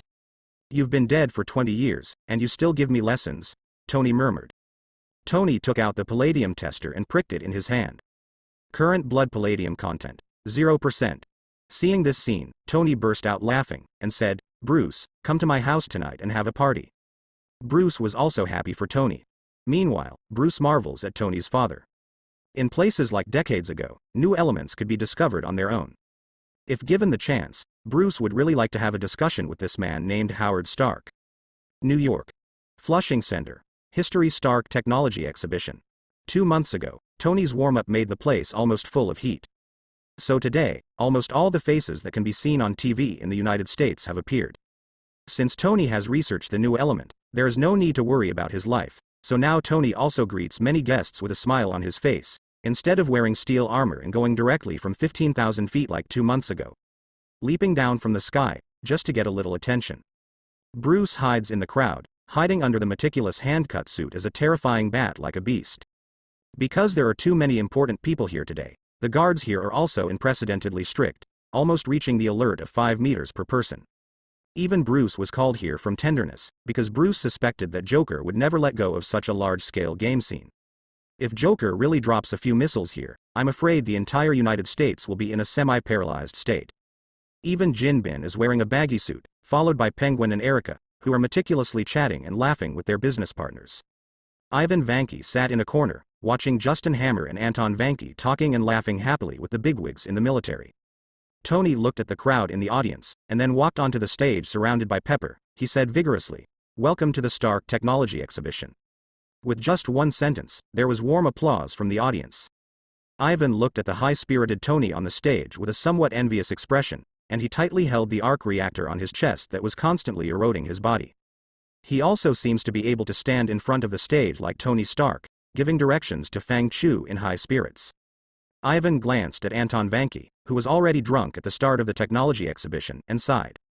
But his father is not only an alcoholic, but also a greedy villain who only cares about money. As the applause gradually stopped, the lights of the entire venue gradually dimmed. Tony just smiled and looked at the breath-holding crowd, and then said with a smile, "I know you can't wait now. In front of the Stark Technology Exhibition, even I seem a little bit overshadowed." There was a burst of laughter from the audience. But then, Tony said, "So, I want to say the last sentence here, which is also what my father said: technology changes everything. Now I announce that the Stark Technology Exhibition has officially started." The applause in the audience gradually subsided, and everyone began to talk to each other directly. The Stark Technology Exhibition is the best place to talk about business. One piece after another, the world's cutting-edge technologies are constantly appearing on the big screen. After a long time, Justin's Hammer Industries finally made it to the screen. All of a sudden, Coolmex appeared on the screen. A machine that seemed to be 2.5 meters tall also appeared on the stage. Justin stood up and happily said to several people in the military area around him, "This is a robot specially developed by us for war.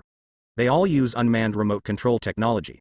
Not only that, but also now one only needs $5 million. Before he could speak, Ivan behind Justin suddenly stood up. Then the arc reactor on the chest was revealed.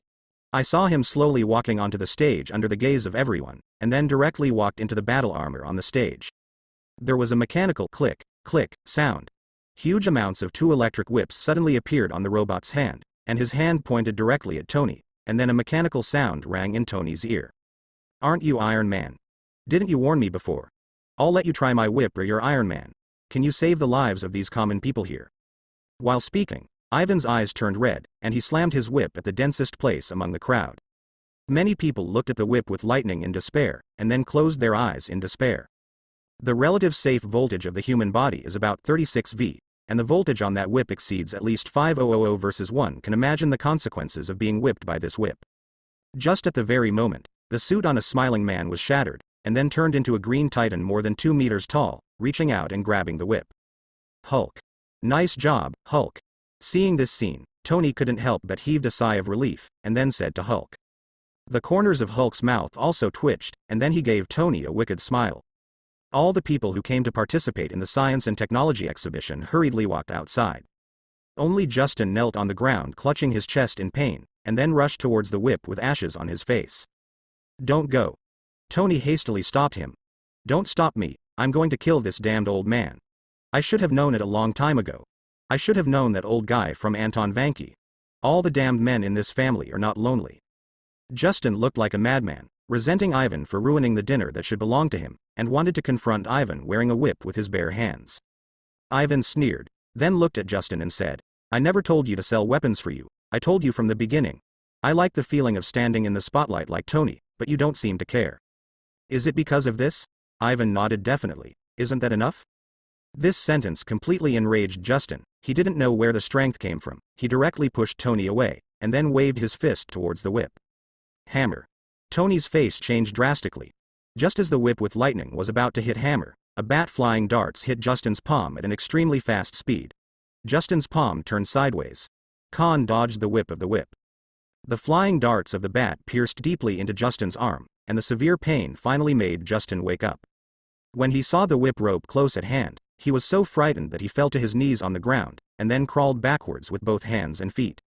Seeing Batman walking out of the darkness, Ivan sneered. "You guys want to subdue me?" While speaking, all the robots started to move, and they held guns full of bullets in their hands. These guns hit Bruce as if they didn't want money. Bruce actually stood there motionless, directly firing the bullet.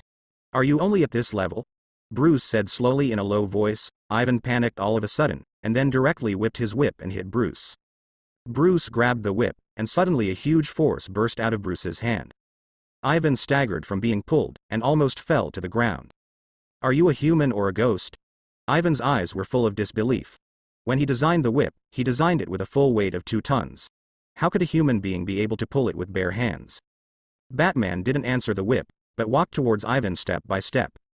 "Shoot. Shoot me quick," Ivan growled loudly. But the bullet hit Bruce's battle armor was of no use, so Bruce walked up to Ivan coldly. Although Ivan was on top, he had the feeling that Bruce was looking down on him. Bruce tightly grasped one of Ivan's mechanical arms, and then said in a cold voice, "Do you want to stand under the spotlight?" Click. Zilla. A mechanical arm of the whip was forcibly dismantled by Bruce, revealing the messy wiring inside. "You want all eyes on you." Click. Zilla. Another robotic arm. Every time Bruce said a word, a part of the whip would be dismantled.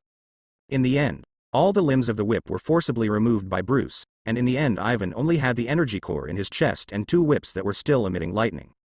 Suddenly, a voice from outside the door shocked Bruce. "It looks like a lot of fun in here. Luckily I made it back in time. Do you mind if we join in too, people?" Bruce and Tony looked out the door together, saw only 2 people behind Joker, and then dared to appear in front of them. "Joker." Bruce gritted his teeth and said, "Long time no see, Batman, do you miss me?" Joker grinned at the corner of his mouth, and then laughed wildly. Suddenly, a bullet went straight to Joker's forehead. Just as he was about to grab his hand, Victor blocked Joker directly, and the bullet went straight into Victor's forehead. But the next moment, something that surprised everyone happened. I saw that the bullet that was pierced between the eyebrows was constantly receding towards the outside as the flesh and blood squirmed and recovered. In just a few seconds, the bullet fell to the ground. Victor moved his neck, and then his eyes showed a wolf-like gaze and looked at the man who shot the black gun. On the roof, Natasha Romanoff and Hawkeye were lurking there at some point. The black gun that shot towards Joker's eyebrows just now was fired from the gun in Natasha Romanoff's hand. "Black Widow. I didn't expect you to be there." Joker suddenly laughed, and then said, "It's really lively here." As Joker's laughter fell, there was a sudden crack in the ceiling. 1 foot kicked Natasha Romanoff and Hawkeye to the ground. The moment Hawkeye fell to the ground, he took out a blasting arrow and shot at the people on the ceiling. Hit. I saw that the blasting arrow made huge amounts of explosion sounds. The mask dissipated, and the Winter Warrior Bucky with a half mask slowly appeared in the distance of everyone's eyes. Joker found a random chair and sat down, then poured himself a glass of red wine.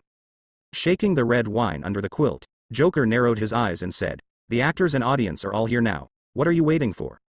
Hearing what Joker said, Victor, who had already been unable to restrain himself, directly opened his palm to reveal his sharp wolf claws, and then rushed towards Black Widow and Hawkeye on the ground. "Damn mutant, you rats in the gutter, how dare you join Oda's command?" Looking at Victor's appearance, Natasha Romanoff recognized Victor as a mutant at a glance, and then yelled at Victor. But Victor didn't care about Natasha Romanoff's words, and the wolf claws that had turned into adamantium slashed towards Natasha Romanoff's neck at an unabated speed. If this blow is carried out, then Natasha Romanoff's head will be cut off by Victor. Hawkeye quickly blocked Natasha Romanoff with his own bow and arrow. The huge amounts of impact knocked both of them away like cannonballs. "I haven't killed anyone for decades, so today I just want to take you 2 out of my sight." Victor's eyes became red, and suddenly turned into vertical pupils, and huge amounts of wolf roars came out of his mouth. "Barton, cover me." Natasha Romanoff turned around and said something, and then directly fought with Victor with an alloy dagger. The 2 sides fought back and forth, but in the end Natasha Romanoff's fighting skills were better. I saw Natasha Romanoff slipping directly into Victor's neck. This depth has even cut through the trachea. Victor clutched his neck and fell to the ground in pain, but before Natasha Romanoff could breathe a sigh of relief, a claw appeared on Natasha Romanoff's thigh. 5 deep scratches with visible bone appeared directly on Natasha Romanoff's leg. Natasha Romanoff gasped, and rolled to the side in the pain of concentrating as Victor's next attack fell. Seeing this, Hawkeye quickly fought with Victor with a bow and arrow. Get out of here quickly. Hawkeye turned to the wounded Natasha Romanoff. Natasha Romanoff didn't hesitate and limped towards the outside. Seeing that Victor was already on it, Hate and Bucky also rushed directly towards Hulk and Tony. Now the only two people who are not moving are Joker and Bruce. Wearing a bat armor, Bruce walked straight up to Joker, and said coldly, "Joker, you only brought so few people with you, aren't you afraid that I'll kill you?" Joker shook his head, with a mocking smile on his lips. "Bruce, you are the most interesting toy I think, do you think I will expose me to you so unsurely?" With that said, Joker unbuttoned his suit, revealing the gunpowder inside. Joker laughed wildly and said, "This is 50 kilograms of TNT explosives. If you dare to touch me, the 50 kilograms of TNT will explode immediately. By then, I may not be the only one who will die. You said that the Flushing Center is so with so many dead, will America fall apart the next day?" "Madman." Bruce gritted his teeth, stared at Joker and said, "Thank you for the compliment." Joker didn't even stand up, just sat on the seat and said to Bruce with a smile. Just when the two were in a stalemate, a black man suddenly walked in from the outside. He didn't care about the fierce fighting in the room, and after walking in, he sat down on the opposite side of Joker. Looking at the black man with blindfolds in front of him, Joker leaned forward slightly. "Nick Fury, director of S.H.I.E.L.D.? This should be our first meeting." Nick Fury fixed his eyes on Joker, and then said word by word, "Joker, the boring game is over." Joker took a sip of red wine unhurriedly, then slowly collapsed on the chair. "Nick, you are so boring. By the way, this is our first meeting. Why are you so choked up? I suddenly feel a little too unhappy." Just as Joker finished speaking, an explosion exploded in an open space outside. The crowd not far away was frightened and ran outside like crazy. Nick Fury watched the scene outside, fixed his eyes on Joker, and then suddenly sneered. "Joker, you're fine. Do you think those people outside can stop me from arresting you?" Joker shook his head. "What about this?" A bomb exploded among the crowd, killing several people at once. Mom F***K. Joker, you are a completely unreasonable lunatic. Looking at this scene outside, Nick Fury completely lied. Why did his usual words suddenly fail on Joker? How about I detonate another one? Nick Fury quickly shook his head. "Wait, what exactly do you want?" "Whatever you want, I can get it for you." Joker sneered and put down his hand, then stood up tall and looked at the sitting Nick Fury and said, "Actually, I just prefer to play games. I have to say, you're naive in a way. I've played so many games in New York, and you're trying to bring me into submission with these silly threats of yours?" Nick Fury gritted his teeth and could only smile apologetically. He doesn't dare to continue to provoke the lunatic Joker now. God knows how many bombs this guy planted here. And Nick Fury really couldn't figure it out. He had asked S.H.I.E.L.D.'s agent to check here before, but how could there be a bomb? Nick Fury had a gloomy face. He didn't suspect that there was a traitor in his S.H.I.E.L.D. at first. Instead, he directly set his sights on Victor, who had scratched Natasha Romanoff before and possessed regenerative healing factor. Mutant? Sure enough, they are all a bunch of awful. Joker felt a little tired, so he stood up and prepared to leave directly. But at this moment, Nick Fury quickly stood up and stopped Joker. "Wait a moment." Joker suddenly looked back at Nick Fury, and then burst out laughing.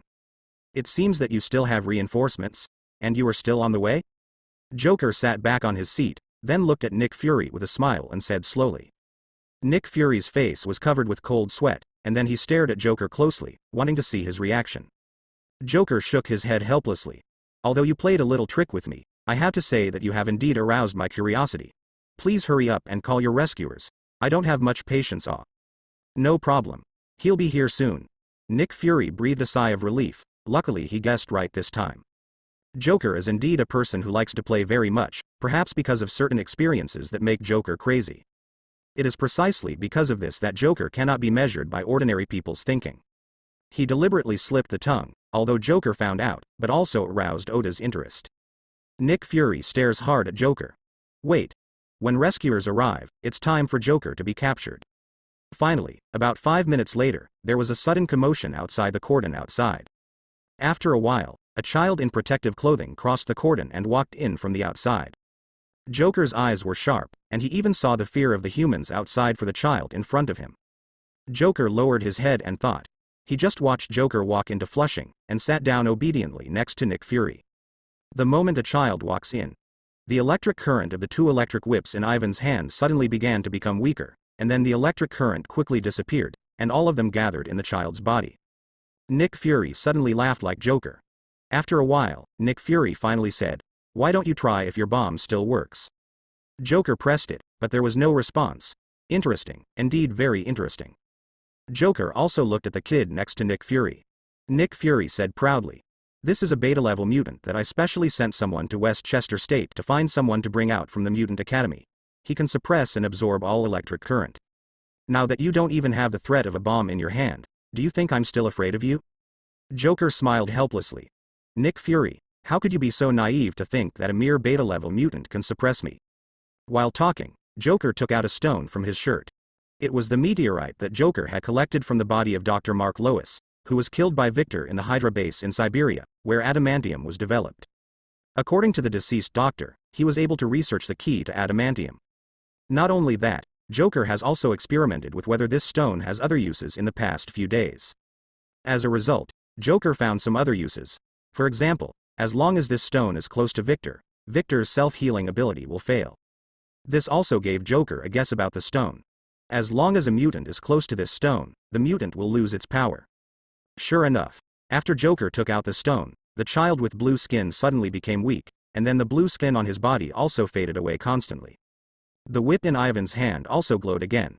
Nick Fury's face was like the bottom of a pot now. He held onto the edge of the table tightly, and then cursed fiercely. "Damn fuck. These mutants are really bloody bastards. It's useless at all." These words were all heard by the electro-optical man. A big smile suddenly appeared on the corner of Joker's mouth, and then he said, "Nick Fury, don't you know you have negative emotions?" Nick Fury froze for a moment, then asked with some doubts, "What?" But Joker didn't answer his words, but put his hands on the table and looked at Electron and asked, "What's your name?" The electric kid said timidly, My name is Darren Soriano." "Darren, I want to ask you a question, are you having negative emotions right now?" Darren glanced hesitantly at Nick Fury next to him. "You don't have to worry about him, just tell the truth." Darren nodded, then gritted his teeth and said, "Hate. I hate my parents for throwing me in an orphanage right after I awakened the mutant ability in me. I hate the director of the orphanage. He beat and scolded me all the time when I was a child. I hate Charles. It was promised that they would take good care of me. As a result, I went to Mutant Academy for less than a month, and Charles sold me to him directly." Darren's voice became louder and louder, and finally stood up directly, staring at Nick Fury. Nick Fury looked at Darren with red eyes coldly. Suddenly, he directly picked up a gun and aimed it at Darren's forehead, and then pulled the trigger without hesitation. Darren's pupils dilated instantly, and the sense of crisis of death directly filled Darren's whole body with lightning. The bullet stopped a centimeter away from Darren, and then flew back in the opposite direction, hitting Nick Fury directly in the arm. After all this was done, Darren rolled his eyes and passed out. Joker stood up, and Fu clapped his hands generously. The decency of this world really opened my eyes a bit. Joker looked at Nick Fury with a smile on his face, looking so terrifying under the blessing of the scar at the corner of his mouth. Joker stopped in front of Nick Fury, then bent over and stared into Nick Fury's eyes. "You look like this, are you considered a hero?" He wants to brainwash Nick. Bruce saw this scene and quickly wanted to come over and interrupt Joker's spellcasting. But Nick Fury also stared into Joker's eyes, and then said unceremoniously, "I never said I was a hero. After I became an agent, I only have one duty. That is to protect the Earth. In order to protect the Earth, I can die without any hesitation, superhero. HMPH." Joker regretfully lost sight of Nick Fury. Then he spread his hands helplessly. "So now, do you think I have plans to destroy the world?" "Don't you?" Joker quickly shook his head. "Tisk tisk, don't take off this big hat for me, I don't want to die." Nick Fury turned his gaze to Bruce. Bruce looks at Joker and nods. Then I saw Bruce lowered his head, not knowing what he was thinking. Joker directly embraced Darren, who was limp on the table with a princess hug, and then said to Nick, "I want to take him away, do you have any objection?" Nick Fury was silent for a moment, then shook his head. "No, it's fine if you don't," Joker interrupted Nick Fury, and then said to the few people behind him who were still after the battle, "It's time to go. Today's game is over." Nick Fury also said, "Stop." Abomination, Victor, and Bucky came directly behind Joker. Both Tony and Hawkeye also stopped, only Hulk felt frustrated and wanted to continue to rush forward to fight the Abomination. But Nick Fury said coldly, "Hulk, If you don't want Banner to live a life of displacement and hiding all day, stop me. Hulk stopped, and fell asleep on the floor uncontrollably. Hulk wants to fight. Joker smiled and gestured to Nick Fury, not bad, very enlightened. After finishing speaking, he took it and walked directly towards the door. Not at all afraid of Nick Fury's sneak attack. Nick Fury watched Joker finally leave the exhibition hall before throwing the headset on the ground heavily, and then slammed the table hard. Mommy F*K. Mommy F*K. Damn Joker. Outside the showroom. Tonight, New York's top surgeon, Strange, and his assistant Christine also definitely came to the scene. Strange looked a little confused as he got used to the trembling hands. The bomb that Joker detonated in the crowd before was detonated not far from him. He witnessed the death of those people with his own eyes, which reminded him of Constantine, an ancient one mage half a year ago. Under the guidance of Constantine, Strange let go of his pride and stubbornness, and accepted Christine, who came to the hospital to take care of him in the middle of the night. So now Strange can't help thinking, what if this explosion happened right next to him? What if Kristen was affected by the blast? To be honest, he doesn't want to be the supreme mage now. At least he thinks that it is impossible for him to take on the important task of protecting the Earth now, because he does not have enough sense of responsibility and sacrifice at all. Strange turned his head to look at Christine, who was still trembling slightly, and a trace of determination flashed in his eyes. The Himalayas? Looks like we're going there. Strange didn't want to wait until the day when the tragedy happened, kneel on the ground and have no choice. Unknown space. Beep, the host's summoning value has reached 100, and he has a chance to summon. Beep, because what Joker did in the Flushing Center had too much influence. I rewarded the residents with an extra summoning opportunity. Do you want to cancel the summoning? Let's get started. Lynn said nonchalantly. Beep, being summoned. In the light curtain, a gentle man wearing glasses came out slowly.